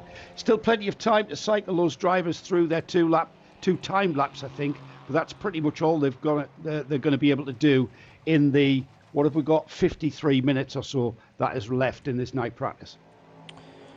Just from trying to remember back to the race that immediately followed the Dubai 24 hours, which wasn't a championship round of the 24H series, but a 6-hour race ran at the Abu Dhabi Yas Marina circuit, and I'm pretty sure that was Car Collection that took victory in that event, and probably the 88 as well. So I'll dig out the facts and figures about that. It's sort of not listed in the regular lineup of or the regular results service from the championship, it being not a championship round. But yeah, 88 Audi did pretty well in that event that was held just a week after the Dubai 24 in January. 438 is the Canadian team that Ola Dollemans was referring to, ST Racing, with a certainly all North American lineup, and this is the 438 BMW that is a full season entry and did pretty well within class as far as the Mugello 12 hours was concerned 4 weeks ago. Ran in the GT4 division, and they managed to finish second behind the Chentry Porsche Ticino lineup. So they're adding Nick Whitmer to the lineup for this race, Kuno's brother, and joining regular drivers Samantha Tan, who is the ST in ST Racing, Chandler Hull and John Miller. So three of the 4 drivers took part at Mugello, with the addition of Nick Whitmer for this longer distance. Well, it's not a longer distance on paper, but of course they're having to do 12 hours all in one go. So automatically, Joe, you have to think we're going to need more drivers here, because same length of race, but in a much more condensed time. Yeah, of course. You know, we're not going to stop in the early evening and then have a huge break where everyone gets a full night's sleep. We're going to be going from pretty early in the morning with a 10 a.m. start. That means the cars are out on the grid being pushed out onto the grid for about 9 a.m. And then we're going to be going all the way through, straight through. So you are going to need to be very regimented and disciplined in your getting your drivers rested. And some drivers find it very easy to do that once they're out the car, having got the first stint under their belt. But there are other drivers, lots of them, that just can't settle. They just can't relax. They're so wound up by the competition element of the race. They're eager to find out what's happening with their car, so they tend not to be able to go off and switch off and 2 or 3 hours, 4 hours rest. So spreading that over 4 drivers, yes, you won't get as much time in the car, logically speaking, as if you ran with 2 or 3 drivers. But I think in the scheme of things, you're optimizing your driver lineup as much as you're optimizing the way that you set the car up and the way that you get the car out on track. You may as well optimize all elements of why you're here. I've dug out that result I was telling you about, the non-championship 6-hour Abu Dhabi event. Actually, ST Racing and the BMW that I was just mentioning took the win in the TCE division for that race, and it was a combination of Antares Au, Chris Froggatt and John Logie that took victory. 4-car collection the weekend after the Dubai 24 hours. So 88 already victorious this year. Looks like it ran in exactly the same livery as we have it this weekend as well. And go back a couple of years, and it was the 88 car collection Audi that took victory at the Dubai 24 hours with a certain Rick Breukers in that lineup, in that amazing start to the 2019 or 2018 season, when he went on then to win at Daytona. Do you remember that, Joe, in the GT Daytona class? That Rick Breukers just couldn't stop winning. And then Sebring a few weeks after that, yes. So an amazing start. So he has good memories of racing car collection Audis. That was the 2019 running of the Dubai 24 hours. But none of the drivers in 88 today were part of that lineup.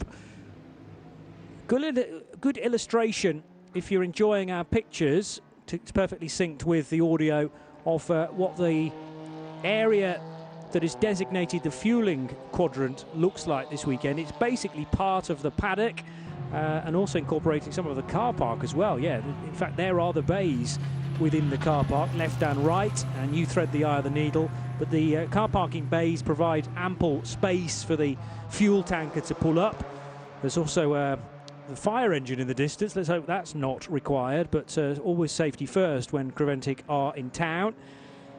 And also, Johnny, I noticed that usually we have the refueling the members of the crews from the teams who are designated refuelers. They're usually corralled together in a small area. Well, what they've done with the paddock here, that's enabled us to spread things out, so the crews, the refueling crews, aren't mixing. So that's well within COVID protocols there, and great planning once again from the Creventic staff. Thank you for that, Joe. We're going to head to the pits and this time to the garage of Speed Lover to get this update from Lucas.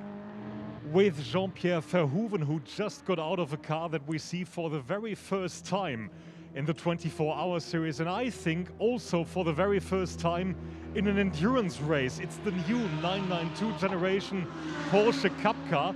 Jean-Pierre just got out of it, and he'll now tell you how it's like to drive it. I didn't know. How is it like to drive the new Porsche Cup car? Yeah, it's a different experience. I mean, I'm used to driving the 991, which we did last year with the Carrera Cup Benelux, but for me it's the first time in the car this weekend.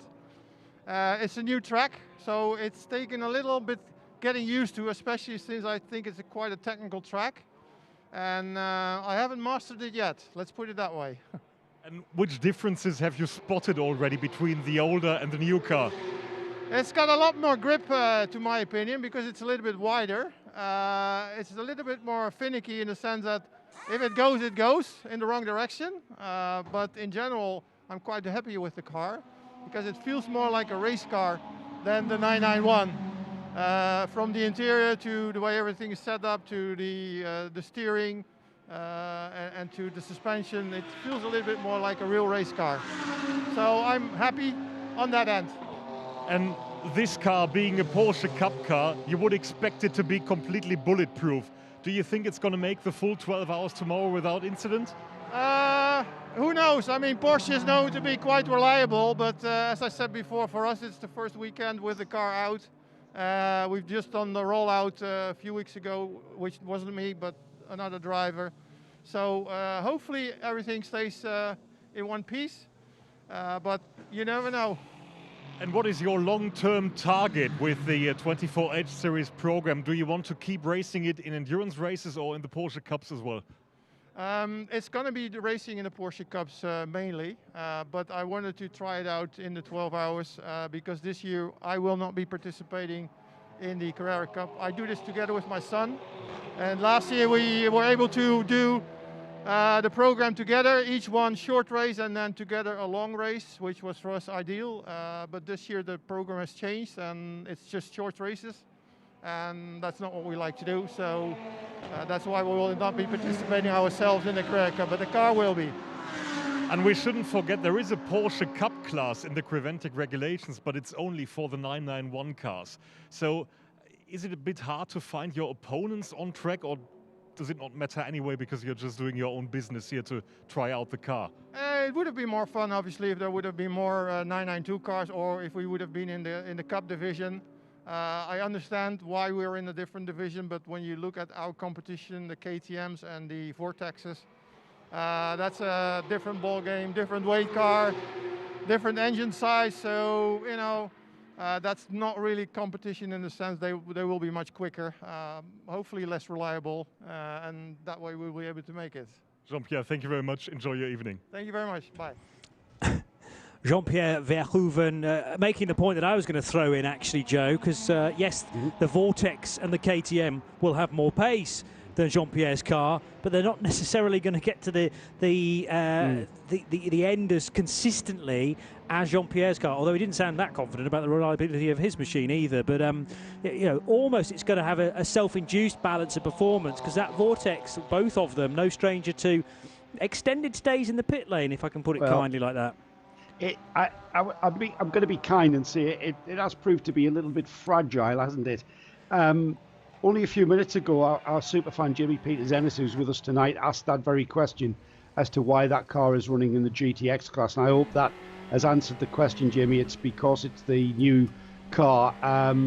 You can choose to run a Cup car, a Porsche Cup car, in the GTX class, and it kind of opens up restrictions.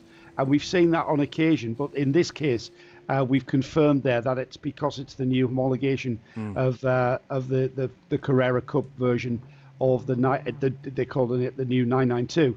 But yes, I think, you know what, it's a new car. However, it's a new Porsche, so it's still going to be bulletproof, isn't it? It's not going to have any problems, is it? Well, it's taking all the good things from the Gen 2 991 car and adding some even better bits, you would think, into the 992. So, but there's always going to be one or two teething problems, you might think, and these cars are designed for sprint Carrera Cup races. Jean-Pierre's was running in the Porsche Carrera Cup Benelux Championship last year with Speed Lover. He said he's going to be taking a step away from that championship because Jackson, his son, doing more of the racing now moving forward.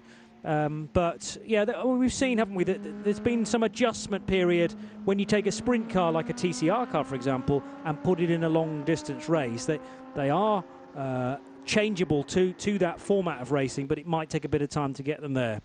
So, I know people who've ran cars in Carrera Cup, and I haven't actually been part of running a Porsche in Carrera Cup, but I do know that they take very little, I call it sort of wiping their bottom between races in comparison to other cars that are much more demanding, much more emotional between races where you've got to completely rebuild them.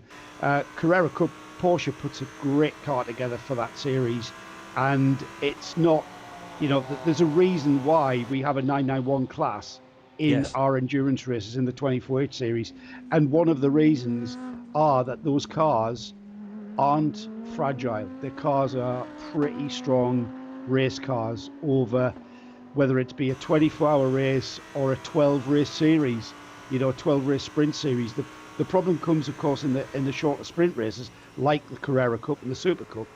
It's more towards the human element causing the problems with the cars than the cars causing problems for the humans. Is how I'd put it. So I'll be surprised, but yeah, brand new car. It may we may see teething problems, but I'll be very surprised if we do. But nevertheless, nice to have, to some degree, a bit of an exclusive for Creventic to see one of these new, effectively Carrera Cup cars before the bulk of the European Championships have actually even started. Yeah. So. Not the first time we've seen a manufacturer do that, Johnny. We saw Mercedes bring their GT4 AMGT version. We saw Audi bring their new GT4 R8 to this series and debut as a test. In fact, I remember the Mercedes ran pretty much in a class of its own. Creventic basically created a class for it, didn't it? I can't remember exactly how, but they basically ran it, and the car was never in contention because the team ran it like a test session, and it was quick when it was out there, and without the pit stops to try out new bits and pieces, it would have been very much in contention. And so it's not uncommon to see Porsche doing that with this one too. Yeah, Manthey Racing turning up with some new cars and using this championship as a place to bed them in. So very welcome indeed to see new machinery for the forthcoming season. We've got 40 minutes left on the clock that first read 2 hours of night practice. Fully dark now, although the Mistral Straight does look to be pretty dark in places in between the floodlight stanchions, and then you head more towards the stadium section towards the end and Virage du Lac, Virage du Pont, and it's easier then to pick out the race cars as they head towards the start-finish line. And the 88 has finally headed out onto circuit. We'll start to see some respectable lap times from that very shortly, I'm sure, as we head to Lucas for another update. Yes, guys, we are in France, so obviously we want to meet some of our French teams on the grid for the 12 hours of Circuit Paul Ricard. One of them, of course, is the Vortex crew. Arnaud is their team manager. Arnaud, thank you very much. It's your home race. How does it feel for you? Always okay for us. It's a very pleasure to be here in France. The car is okay. The driver don't make mistake and was very fast. And we think tomorrow we have a good day. For the moment, all is okay. And you have already retired both of your cars for night practice. Was it planned to retire them now? No. The three drivers run each time. It's not necessary to run a lot because the car is okay and the driver take a good make a good time, and the car is okay for us. And please tell us about motorsport in France under COVID restrictions. Could you do a lot of racing in the past month, or how was life for you in France? No, for the moment it's very complicated. We make just a Creventic race. In France, nothing. The first race is next week in Paul Ricard. And what is your main goal for tomorrow for the race with your two cars? What would make you happy tomorrow? The main goal is to finish. The target is always this in endurance. After, if the two cars can make a podium like Mugello, it was good. And if we can win. If we can win the race for us in France, it will be great. Arnaud, thanks for having us. Enjoy the evening. Thank you. Thank you very much. Well, yeah, they certainly can do with so much work done and in a happy position to call it a night with 40 minutes still to go. In the 7:01, Olivier Gomez, Bastien Gouret and Philippe Gruau have done their sufficient timing for night practice, and in the 7:12, Philippe Bonnel, Nicolas Nobbs and Pierre Fontaine happy as well. So packing up for the evening. Joe. I couldn't agree with him, with Arnaud, more when he said that the first challenge is to finish. Yeah. And that's always been my mindset with endurance racing. The challenge itself is to get the car to the flag, whether it be 6 hours, 12 hours or 24. And wherever you come in the field, that's just a bit of icing on the already very rich cake of racing in an endurance race. You know, for me, I've always thought that. And it's nice to see that mindset down there in the pit lane. So they'll be up against the Reiter Engineering KTM Crossbow and the Speed Lover, much talked about, Speed Lover Porsche 911 GT3 Cup. But the 992 iteration for Jean-Pierre Verhoeven Jackson Verhoeven and Gilles Schmitz in 979. So an eclectic GTX entry, as it so often is. Some questions as to whether the single lap pace will be comparable, but I do think with the 1 or 2 reliability problems that are no doubt going to be encountered by all 4 cars across 12 hours, that might end up being a more even contest than it might look on paper at this stage. Heading into the chicane goes the all black, but now thankfully with the illuminated A-pillar all the way back to the back of the car, actually, that LED strip that adorns the Ginetta G55 from CWS Engineering. Colin White, John Bruneau and J.M. Lippmann, who did a significant chunk of running in the early stages of this 2-hour session. Just feathering the throttle through senior corner is Colin, and getting it all crossed up there as well, yeah, Johnny. on the braking into Double Droite, yes. Well, it would be rude not to. Really pushing on, as we expect. There's nobody knows that car better than Colin White, and he'll know where the limits of that car is. He's campaigned that car in sprint races as well as endurance races, let's not forget. Colin comes from a background of short oval racing. Is that right, Johnny? I seem to remember you telling me that Colin still races on the short ovals in the UK and in Holland as well. Yeah. Well, as long as he can find a race weekend that's on and he's not got a clash somewhere else, then short ovals in the UK seems to be rarer. But he's got a car that's a little bit like one of the European NASCAR Whelen cars, which he will take to Venray in Holland. And there's a good track close to Genep as well, where Creventic are based. That might be Venray. Anyway, but there's a couple of tracks that you can go to. Slightly larger than the quarter-mile ovals that are up and down the UK. Code 60, Joe. Now, this might be all part of the plan. At the start of the 2 hours, they always the officials try and weave in a segment of Code 60 so that everyone knows the protocol to go into a caution period and come out the other side. If you're unfamiliar with 24H series racing, then the Code 60 is basically Creventic's version of a full course yellow or a virtual safety car. And it means that everyone has to be restricted to 60 kilometres per hour. That's the 60 in Code 60. And therefore the gaps that you have going into a caution should be retained coming out of it. So if you've got a 30-second lead at the head of the order, you should hang on to that, rather than a safety car, of course, that just concertinas everything up.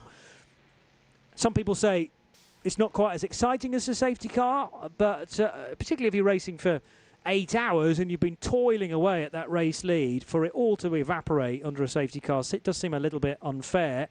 What this does provide an opportunity for, though, Joe, is for the marshals to replace any stray bollards that might have been whipped out from their mountings. I don't think that's the reason for the Code 60. It just means that some track maintenance can be done at the same time. Yeah, I think you're right, Johnny. And perhaps the biggest element of the Code 60 rule is with regards to pit stops. You can come into the pits, and it's a bit like a full course caution where the opportunity to pit and take on fuel while everyone on the track is doing 60 kilometers an hour is perhaps too good to be true. However, add in the complexity that we have in the 24H series, where under Code 60, you're only allowed to take on 50% of your fuel allocation. Now, looking back at Mugello, it was some very intelligent driving that saw the middle cap Ferrari take massive advantage. A bit of heads-up driving, I thought, from Joseph Kral, who saw a car in the gravel, knew that car would not be able to make its own way back, and preempted the Code 60 being called, but managed to get into the pits still under green, and he was in the pits and in the fueling when it went to Code 60, which meant that Joseph could take on full fuel, driver change, tyres. I can't remember exactly what went on in the pit stop, but it meant he could take on 50% fuel, take on 100% fuel, because he pitted whilst green, whilst everyone around him was doing 60 kilometers an hour. Yeah. Anyone else who followed him into the pits would not have been able to stretch that fuel window to the maximum and only be allowed 50%. So it adds in a massive complexity in how you will go about this. And perhaps the Masters, what we saw at Mugello, were once again the Herbert team, because I don't know about you, Johnny, I think we said, I looked away from the timing screen for about 5 minutes and then looked back and they were a lap ahead. Yeah. I did the same again and they were 2 laps ahead, and it was like, how did they do that?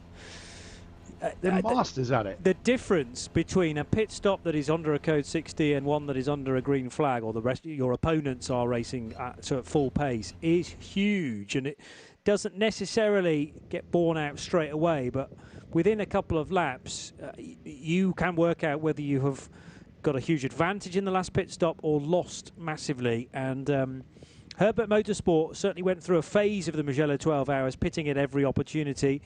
And they strayed away from that from memory for a little chunk on Saturday as well. But they do seem to know how to play it, and when it is advantageous to come into pit road, and if it's going to be a long code 60. And that part of it is actually judging how long you think the caution is going to be and whether you can get around what is a long track here, 5.8 kilometres, and get in for a second time for your other half of fuel allocation.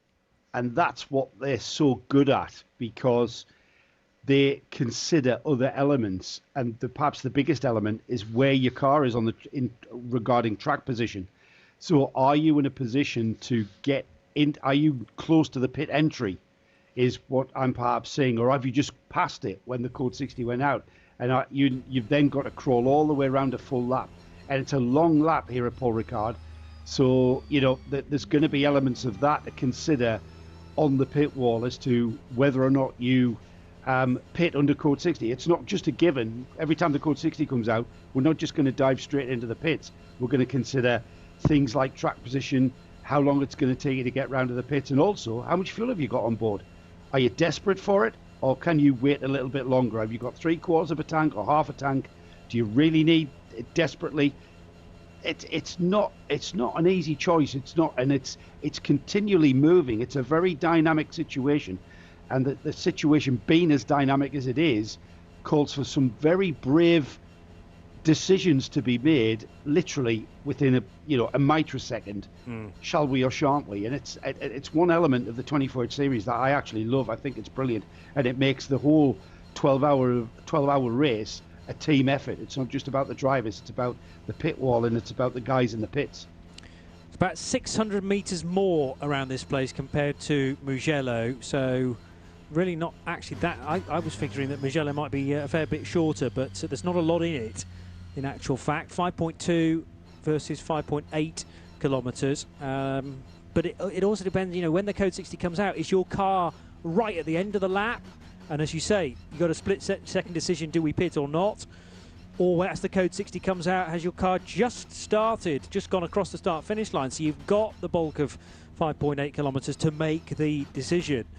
And that's the little bit of luck that we've been talking about all day that is inherent in motorsport. You can do all of the planning, try to think of various ways to split the race and to attack it, but if you have to revert to plan C, D and E, you need to have formulated those well in advance. And teams like Precoat Herbert Motorsport that are so experienced with taking race wins are certainly teams that will do that, but there are pretty much 24 other teams that are in the same boat as well. And with the experience gained for the last couple of races for teams like Rutronic, who are relatively new to 24H series, they're getting more and more learning the lessons of what they've done right and what they've done wrong and what to take forward into the next meeting. I tell you what the Code 60 as enabling the Webheads drone to do is get really close to the cars. Yeah. And we're seeing some fabulous footage and some really different angles and perspectives. I think that was that the number 11 middle cap Ferrari there that we were following around, pretty much attached to the rear bumper, wasn't the drone? It was fabulous to watch, and I'm sure they were going to see more of that during the race, and it gives us some great. We're going to get some great stills, some freeze frames from this race tomorrow. I can't remember the drone being part of the coverage before, Johnny. I think that's a new thing for this one, as we go green. We do go green, yeah. 26 minutes left on the clock. So the Ginetta G55 of Colin White winds up the Ford V6 in the nose of that car. And with it being a Formula One track, you've not only got flag marshals around, but also these very large square LED boards which display, in the case of the caution, purple lights, and now we've got flashing green boards to tell everybody that they can get back up to race pace.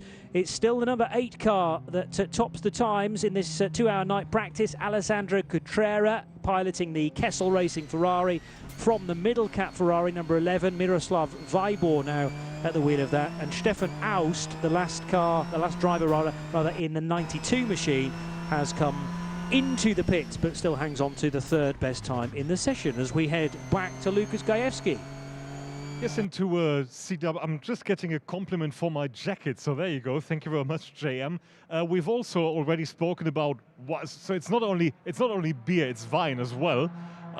So obviously the red light you were talking about, not the biggest issue, but still we want to find out what it is. So please tell us, what's the red light we can see on the onboard? So the red light on the dash is actually, it's our low fuel light warning. So it tends to blink as the tanks drop below quarter, and then once you get to almost empty, it's full on. So we were due to come in for fuel, but he's just running a couple code 60 laps, and then he'll come in. So we're about out of fuel. That's what it is. At night, it can be annoying. Well, it should irritate you anyway if you're low on fuel, but at night, I guess it is causing a bit of a problem. It tends to be bright, but you know, we need it for the daylight. So, and it's a challenging track at night. Turn 5, the track limits at turn 5 and turn 10. You can't see the edge of the track. There's very little lighting. So yeah, having that red light or having any light in the cockpit when you're trying to find the edge is very challenging. But it's a lot of fun. It's an amazing track. JM, you have raced many cars over the years. Well, we can actually see Lamborghini on your jacket, but you're racing Ginetta now. How does the Ginetta fit into everything that you've raced over the years? Well, it's got 4 wheels, and most of the time it's got 4 wheels. Colin tells me sometimes it comes with 3, and a steering wheel. It's a very capable car. I mean, like last week I was in Monza with 640 brake. Now I'm in Paul Ricard with, I don't know what, 350? Feels better, a lot lighter car. It's very nimble. It's very compact inside. It's quite claustrophobic initially, but as soon as you get out the pit lane, it doesn't really matter what you're driving. You know, it's just great to be here. Great to be here with Graventic and Sport 21 and Webheads, of course, sponsoring the event. So great to support those guys. And I hope everyone's having some fun at home and enjoying us. And hopefully you'll be able to join us soon and cheer us on trackside. And sadly, there is only one other car in your class. So are you aiming for the class victory or just having fun at all here? No, that's not sadly. That's terrific news. No, listen, we're competing against the TCR cars.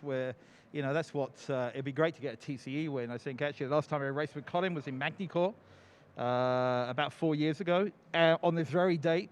And we were 2nd overall and won our class. So look, it's a really good car. Colin is, I've laughed and laughed so much. He's worth every penny.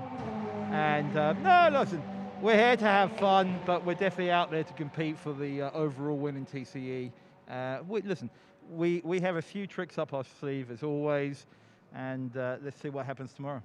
And Jean-François, can you explain us where the differences are between the Ginetta and the TCR cars on this specific track? Well, I think that the big difference is TCR cars are front-wheel drive only. The Ginetta is rear-wheel drive. So the TCR cars are also very faster than us in a straight line, but we're a little bit quicker through the turns and the corners. And the tire drop-off on the TCRs tends to come, especially in the front, because they have to do turning, accelerating, and braking. So about 45 minutes into the stent, the tires start dropping, where the Ginetta can use its tires much longer, so we can maintain our pace for pretty much, you know, an hour and a half to 2 hours full stent. So that's where our advantage is, and we're hoping to claw our way back that way tomorrow. Anyone of you getting out tonight again? No, I think we're coming to the end. To be honest, the team gave me a lot longer, and I heard Joe saying, hey, why are you doing so long? But It was just to give me some more time in the car. You know, these guys are Ginetta experts, and Colin lives and breathes and sleeps in his car. So it's just to get me a bit up to speed, because I'm the novice here today. Well then, thank you very much. Have a nice evening and find yourself a glass of wine, I'd say. Thank you. I look forward to tomorrow. Thank you. See you. The Georgia tones of Jean-Francois Bruno, to give him his full name, but known as John, J-O-N, and a guy known as J.M. Lippmann, who has a sort of similar name, but it must not be ever uttered. I think that's the agreement, isn't it, Joe? Well, two very French-sounding drivers, that's what I was with thinking. Very different accents. Yes. Yeah, two very French-sounding drivers taking part in France, but neither of them, for them, this is actually their homeland, because one from the US and one from the UK. And Colin White. A distinctive accent from Colin White. Glastonbury through and through, yes. Absolutely. It's a great team. CWS, great team of guys and girls.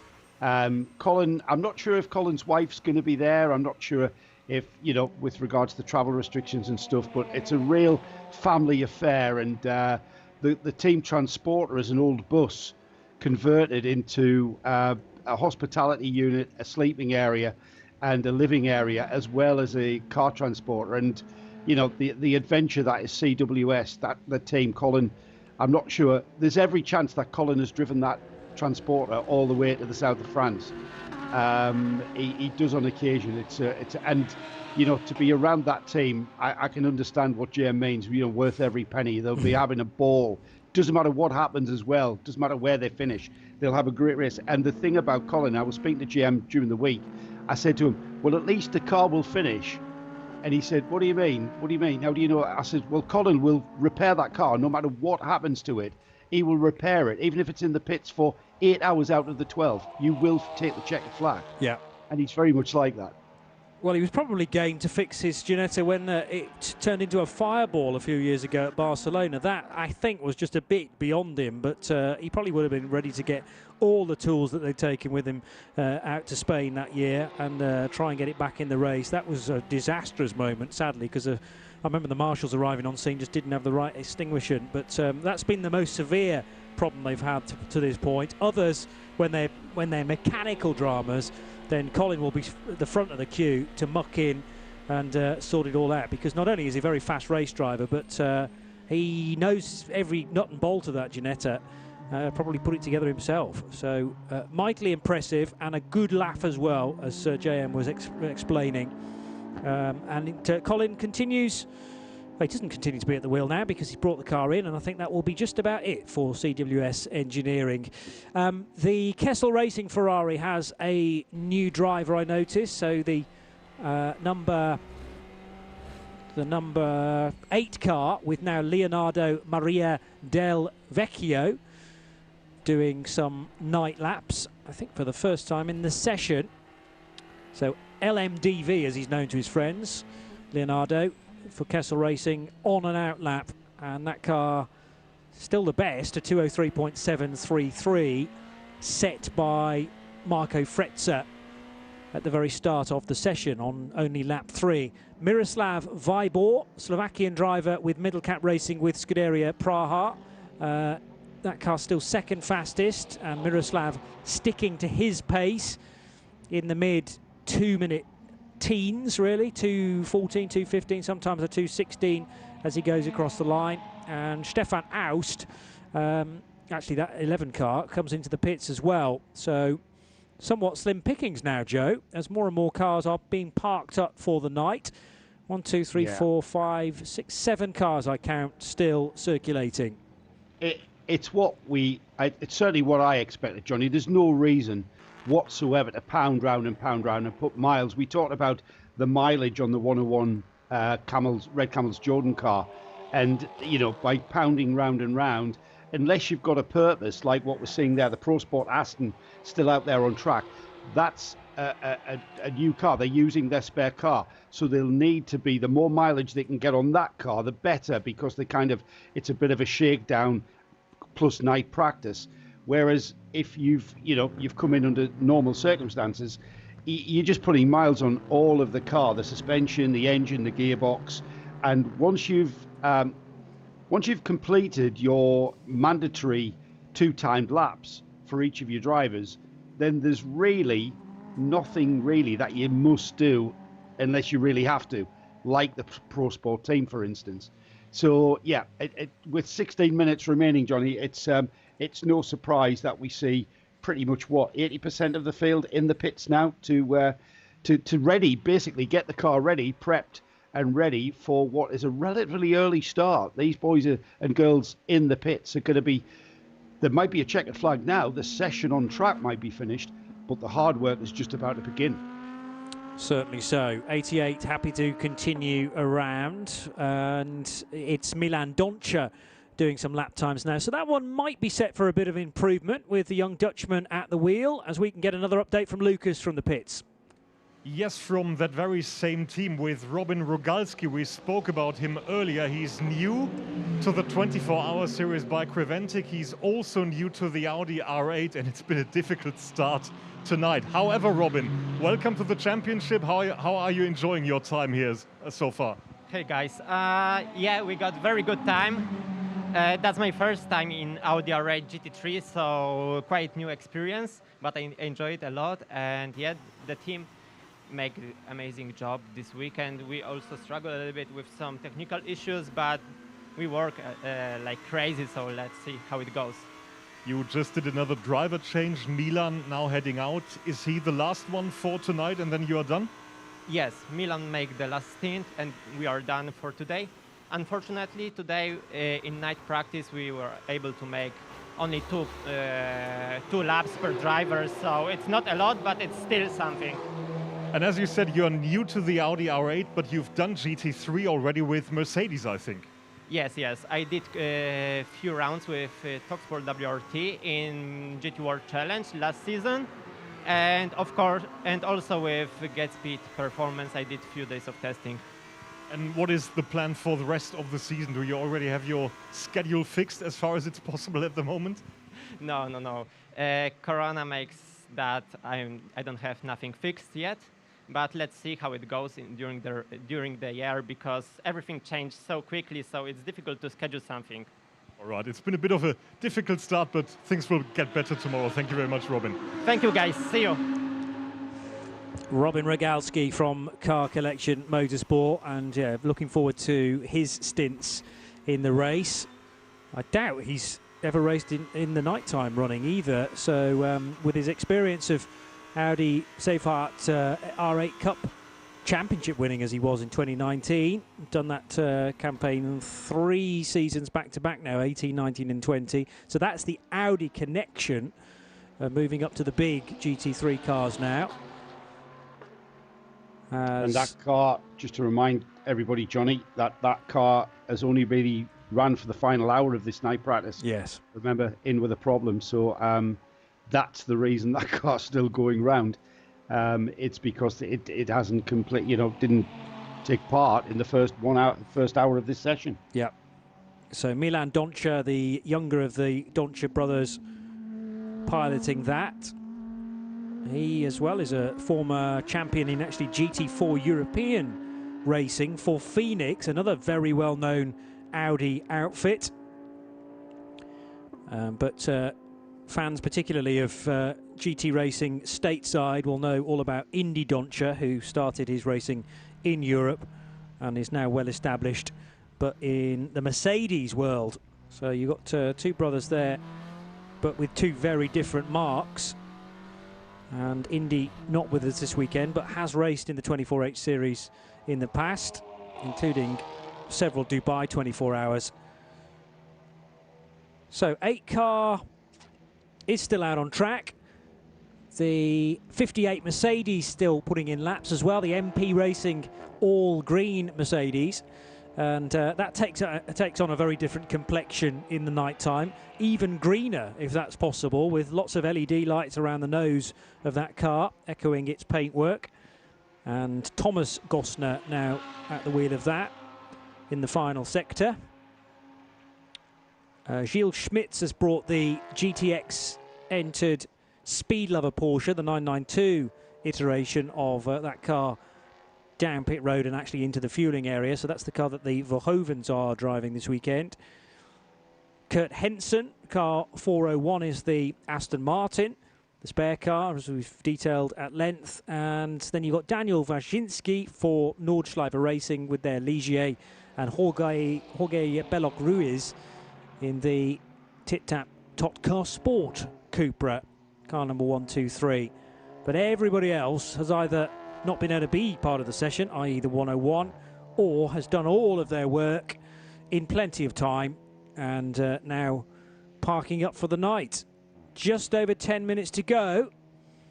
And Joe, in 24 hours' time, we will be talking about the cars that have been dominant. Oh no, I thought there was a spun car there, and it was the angle of the lights, or the floppies being picked out by the lights that just looked like a couple of headlights. Yeah, so it happened to me earlier on, Johnny. I knew exactly what went through your mind there. And also some of the in-car footage, I thought we'd been way off track, and we haven't. We've actually been on the track, and what I was looking at was not indeed the car being off track.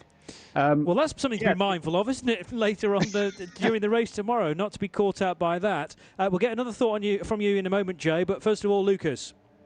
Thank you, Johnny. I've just run into some of the Hankook people chatting about the tyre temperatures, tyre pressures, because I have to say, I mean, the weather is still very nice, but it is remarkably cooler than it was just an hour ago. And I mean, basically, it's a 12-hour race, so you will always fiddle with your tire temperatures, with your tire pressures. But I think the biggest drop or the biggest difference will be tomorrow night. It's kind of fine between 10 in the morning when we start and, let's say, 13, 14 hours when it's probably the warmest and the hottest. But I think the biggest difference in terms of pressures and temperatures you need to get right will be in the late evening hours tomorrow. Yeah, very good point. And this, therefore, is useful track time, you would think. And we might expect a few more takers to the racetrack as a result of that. But again, maybe that data's been collected.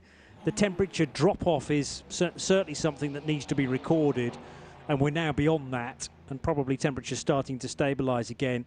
But we have to remember, Joe, that, you know, it is the south of France, yes, but it's still only April. So it's going to be warm in the sunshine. But ambient temperature will dissipate very quickly. It'll be retained a bit more in the track, I would think. But even that's really starting to get cool now as well. Yeah, the ambient temperature in April in the south of France is completely different to the last time we ran here. And I was amazed to hear that the last time we ran here was 2017. That's, would you believe that's 4 years ago? It is.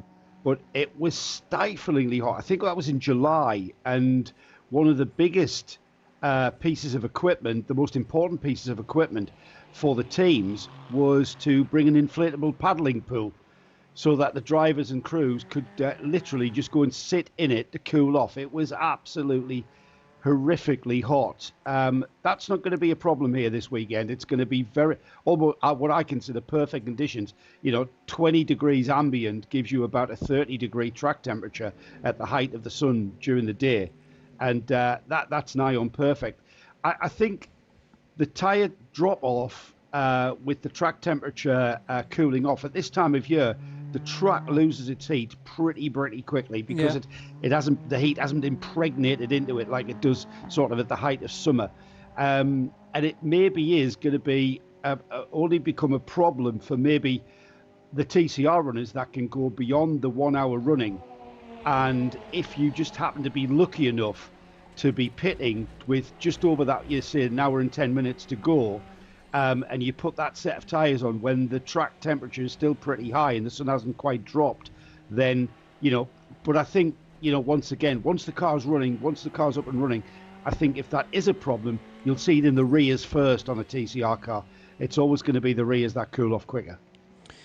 2 of the 3 times that the 24 hours at RICARD happened, that was in July. You know, smack on with that. But when it ran in 17, it was the first weekend of May, but could still have been red hot. You never know with this place. And I'm sure teams that competed in any of those 3 or all 3 of those events will have some books of data that they retrieved, but I'm not sure whether the tyre information will be that useful because, you know, as we said, it's going to be cooler in the evenings. Yeah.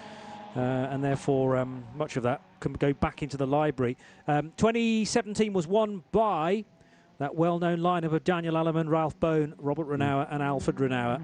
And they managed to outpace a car collection Audi, the 32 car on that occasion, with a certain Conor Di Filippi in the lineup, I notice, along with Patrick Kujala. So some big talents there. And the number 11 Ferrari, that was just a plain Scuderia Praha entry in those days, took third position. So they've had podiums here in the past, the Middle Cat Racing with Scuderia Praha entry, looking to go certainly 2 better than 2017 this year. But the 8 car may well stand in their way at times. Now Marco Tallarico spending some time behind the wheel. And I did wonder where Marco had got to. He hasn't yet done any mileage in this session, so they were leaving the final 10 minutes or so for the fellow Italian there in the Swiss run, Kessel Racing Run 488. This is getting easier and easier for the 88 car, though, with virtually a racetrack to itself. I think we've got 4 cars now out there for the final 5 minutes, with Milan Doncia maybe having had tyre pressures adjusted. He's just been into the pits, and this is another outlap for the Dutchman. So you got Kurt Henson in the Pro Sport Racing Aston Martin from the GT4 category. 1 Audi, 1 Ferrari and 1 Mercedes for Milan Doncia, Marco Tallarico and Thomas Gossner, who remains at the wheel of the 58 Mercedes and crosses the line now to see no improvement. But consistent lap times being offered by Thomas Gossner. I still note that the cars at the front of the field still out there lapping, Johnny. Yes. The number 8 Kessel car and the number 11 Ferrari of the Middle Cap Scuderia Praha team. They are maximising their running so far. Actually, yes, I hadn't missed the 11 car, so apologies for that, because Matrush Vibor returning to the Paul Ricard asphalt with the Middle Cat Racing with Scuderia Praha Ferrari. The Ligier JS2R being parked up for the evening. Nordschleifer Racing run that. Despite the name, they are actually a French squad, and it was Daniel Wajinski who was last at the wheel. But just a kind of relaxed viewpoint to the evening. I think driver now properly clambering out, almost as if they were sorting out a comfort issue there, maybe. Seat fittings long done. But they could, I suppose, whilst the car is parked in the garage, do some practicing of driver changes as well, if necessary. Yeah, true. Guillaume Romain, remember, former driver champion in the 24H series. The team renaming themselves to Nordschleifer Racing and running that Ligier GS2R. And it's great. Ligier gave the moniker of the GS2 in homage to the car that they built in the 70s. That finished second, I think, in the 1975 Le Mans 24 Hours. Yeah. And it's kind of a homage to that. And it's been put about. It came out of a national series, and they were really pushing for this car to be sort of used in and pushing it to customers to buy this car. Tube frame car with a fiberglass body, and it runs the Ford Duratec V6 engine, 330 brake horsepower out of this car, and it's a perfect customer car. It's a proper race car underneath that body, and a closer look, you can see the build quality from Ligier with regards to how the engine and gearbox sit and fit in the car. It's a mid-engine car, and I think it was circumstances certainly of the pandemic that saw that car not gather traction as a customer car, and great to see Nordschleifer still persist in running that car, and I would love to see maybe 3 or 4 of them join us on the grid, because in relative terms that will be a relatively cheap race car to run and be very attractive to the customer race teams. Yes, no, you certainly would have thought so, and obviously the more that Nordschleifer turn out with theirs, the more interest it's going to get. You're right, though, that Nordschleife Racing, as the title of the team, adopted in 2019, but they are Team Altran, basically, aren't they, of old, when they used to run the Peugeots, and that's where I know Guillaume Romain's name from, when they used to run the Class A3 and A3T Peugeots, often two of them, the 208 GTIs, and then slowly they've moved into other parts of the entry, like SP4, like Pro-Am as well.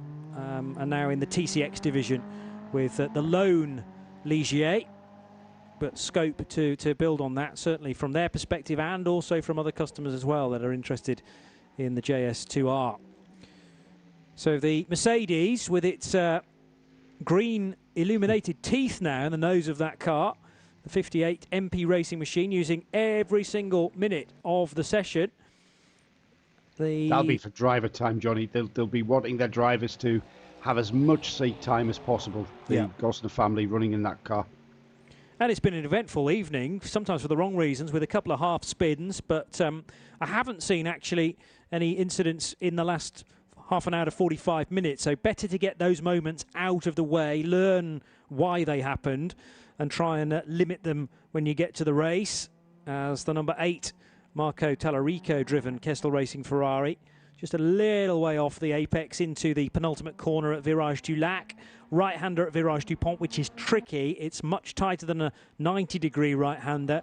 But again, if you're aiming for a good lap time, you have to get a good exit out of that final corner and across the line. So the checkered flag now displayed to the remaining cars out on circuit. Thomas Gossner about to receive that. Marco Tallarico has already crossed the line to end the number 8's session. It will finish as the fastest car, although not set by that particular Marco. Marco Fretzer, I make it, did the 203.733, and we can get some reaction from the session now with Lucas Gajewski. Yes, let's meet one of our French teams. You just mentioned the Nordschleife Racing Ligier with Daniel, who just got out of the car. Daniel, how was your day here at Circuit Paul Ricard? The circuit is perfect. I lovely. It's a F1 circuit. It's perfect, but it's difficult. for gentleman driver, it's difficult. And in the night, it's very different because the appreciation for the distance, for the car coming back, it's necessary time for appreciation and for habitude. But you are enjoying it, and this is great to hear. What is your plan? What are your expectations for tomorrow for the race? But we have a small car. We are in TCX. There are a lot car, more speed. For we, the strategy, it's for the race, regular, a good pit stop, no fault, no mistake, and with the time. And after we will see. We'll see you tomorrow. Thank you very much, Daniel. Thank you very much. Daniel Wajinski, who hails from Metz in France, in the northeast corner of the country. So the slightly easier of journeys, you might say, for him to be at Circuit Paul Ricard for the weekend. Great to have that team as part of the entry. So the results from night practice, and first of all the TCE part of the field. Remember, it's 2 separate races in one. So topping the times in the TCE night practice, when you take those 8 cars away from the GTs, Konstantin Kletzer last to drive the number 1 Autorama Motorsport by Wolf Power Racing Golf GTI. That car managed a 217.862 to stop night practice, to top the night practice session. CWS Engineering was second fastest, the 278 car of Colin White, Jean-Francois Bruno, or John Bruno, and J.M. Littman. Third position for the 112 Autorama Motorsport by Wolf Power Golf, sister car to the fastest machine. That was third. Fourth position for the RC2 junior team by Cabra Racing run Cupra Leon Competition, car 108. Ahead of the machine we were just hearing about, the Nordschleife Racing JS2R Ligier, with Guillaume Romain and Thierry Ciucandali, together with Daniel Wajinski, who we've just heard from. AC Motorsport 188 Audi RS3 LMS was 6th quickest. The 123 TTS TCR car was in 7th. That's another Cupra, 219.6. And the one car we didn't see all evening, the 101 Red Camel Jordans.NL Cupra, was having an engine change, so did not start or indeed finish the session. In GT, it was the story of Kessel Racing with a Marco Fretzer time, and the number 8 car topping the session with a 203.733, quicker than the Vibor and Josef Kral, middle cap racing by Scuderia Praha Ferrari by 0.346 of a second. Just a tenth slower was the Stefan Aust 92 Herbert Motorsport Porsche, and that was a Marco Seefried time. Robert Renauer probably actually only doing a short run in the 91 Porsche. Priority far more for Daniel Alleman, Ralph Bone, and perhaps Alfred Renauer to an extent to make sure that they'd got their times in. Robert Renauer needs no real extra time around this place. He showed that in qualifying earlier today. The 18 Rutronic Racing by TECE Audi R8 was 5th fastest, ahead of the MP Racing number 58 Mercedes, 6th. 7th position, the number 20 SPS Automotive Performance Mercedes with a 206.6. And 8th place was the 88 Car Collection Audi. 9th position for the best GTX runner, the 724 Reiter Engineering KTM. 701 was second in that category. And in 3rd position, the Speed Lover 979 Porsche GT3 Cup car, the 992 iteration, which is also therefore in the GTX division. Porsche Lorient Racing's Porsche Cup car was fastest in that class. Then another Vortex, the 712, for Philippe Bonnel, Pierre Fontaine and Nicolas Nobbs. Duvo Racing's Porsche 991 Cup car was second in its class. The spare car at Pro Sport Racing will be doing the race tomorrow. Car 401 was 15th fastest and the best of the GT4s, ahead of its fellow class member, the 438 ST Racing BMW M4. And finally, the number 978 Speed Lover car from the 991 class did do some laps, and its best was a 2:18.426. That is night practice done and dusted. From Joe Bradley and Johnny Palmer, good night, and we'll see you tomorrow. And the final words go to Lukas Gajewski. Thank you, guys. There is just one more thing to do as far as I'm concerned. I hope I have your permission now. This is for Zepp, best cameraman of the planet. And that's mine. It's been a pleasure. Great day. Very much looking forward to tomorrow. We are back racing at 10 o'clock live from the circuit Paul Ricard. Cheers to everyone.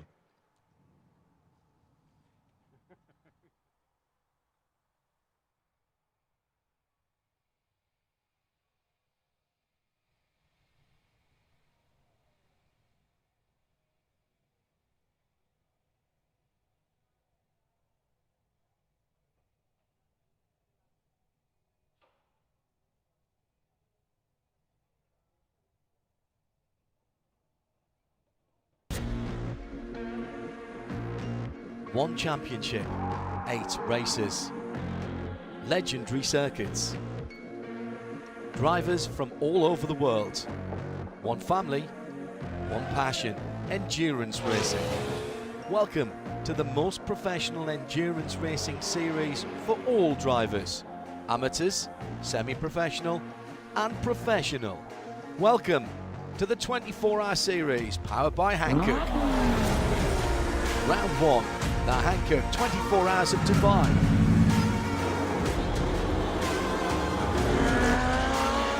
Round 2, the Hankook 12 Hours of Mugello.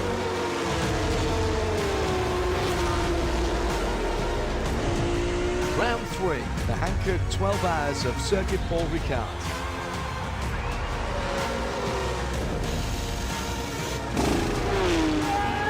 Round 4, Hankook 12 Hours of the Hockenheim Route.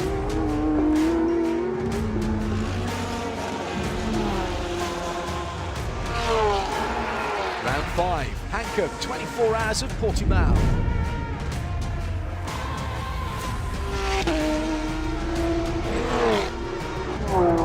Round 6, the Hankook 24 Hours of Barcelona for the Trofeo Fermi Valer.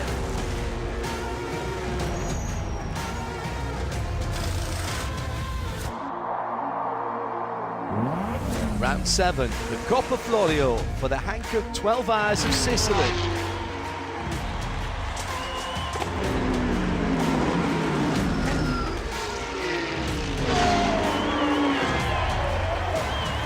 Round 8, the Hankook 24 Hours of Sebring.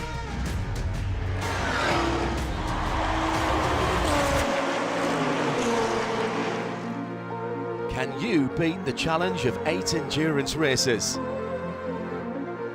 Will you become the 24-hour series champion for 2021? This is endurance. Call your racing friends and register now.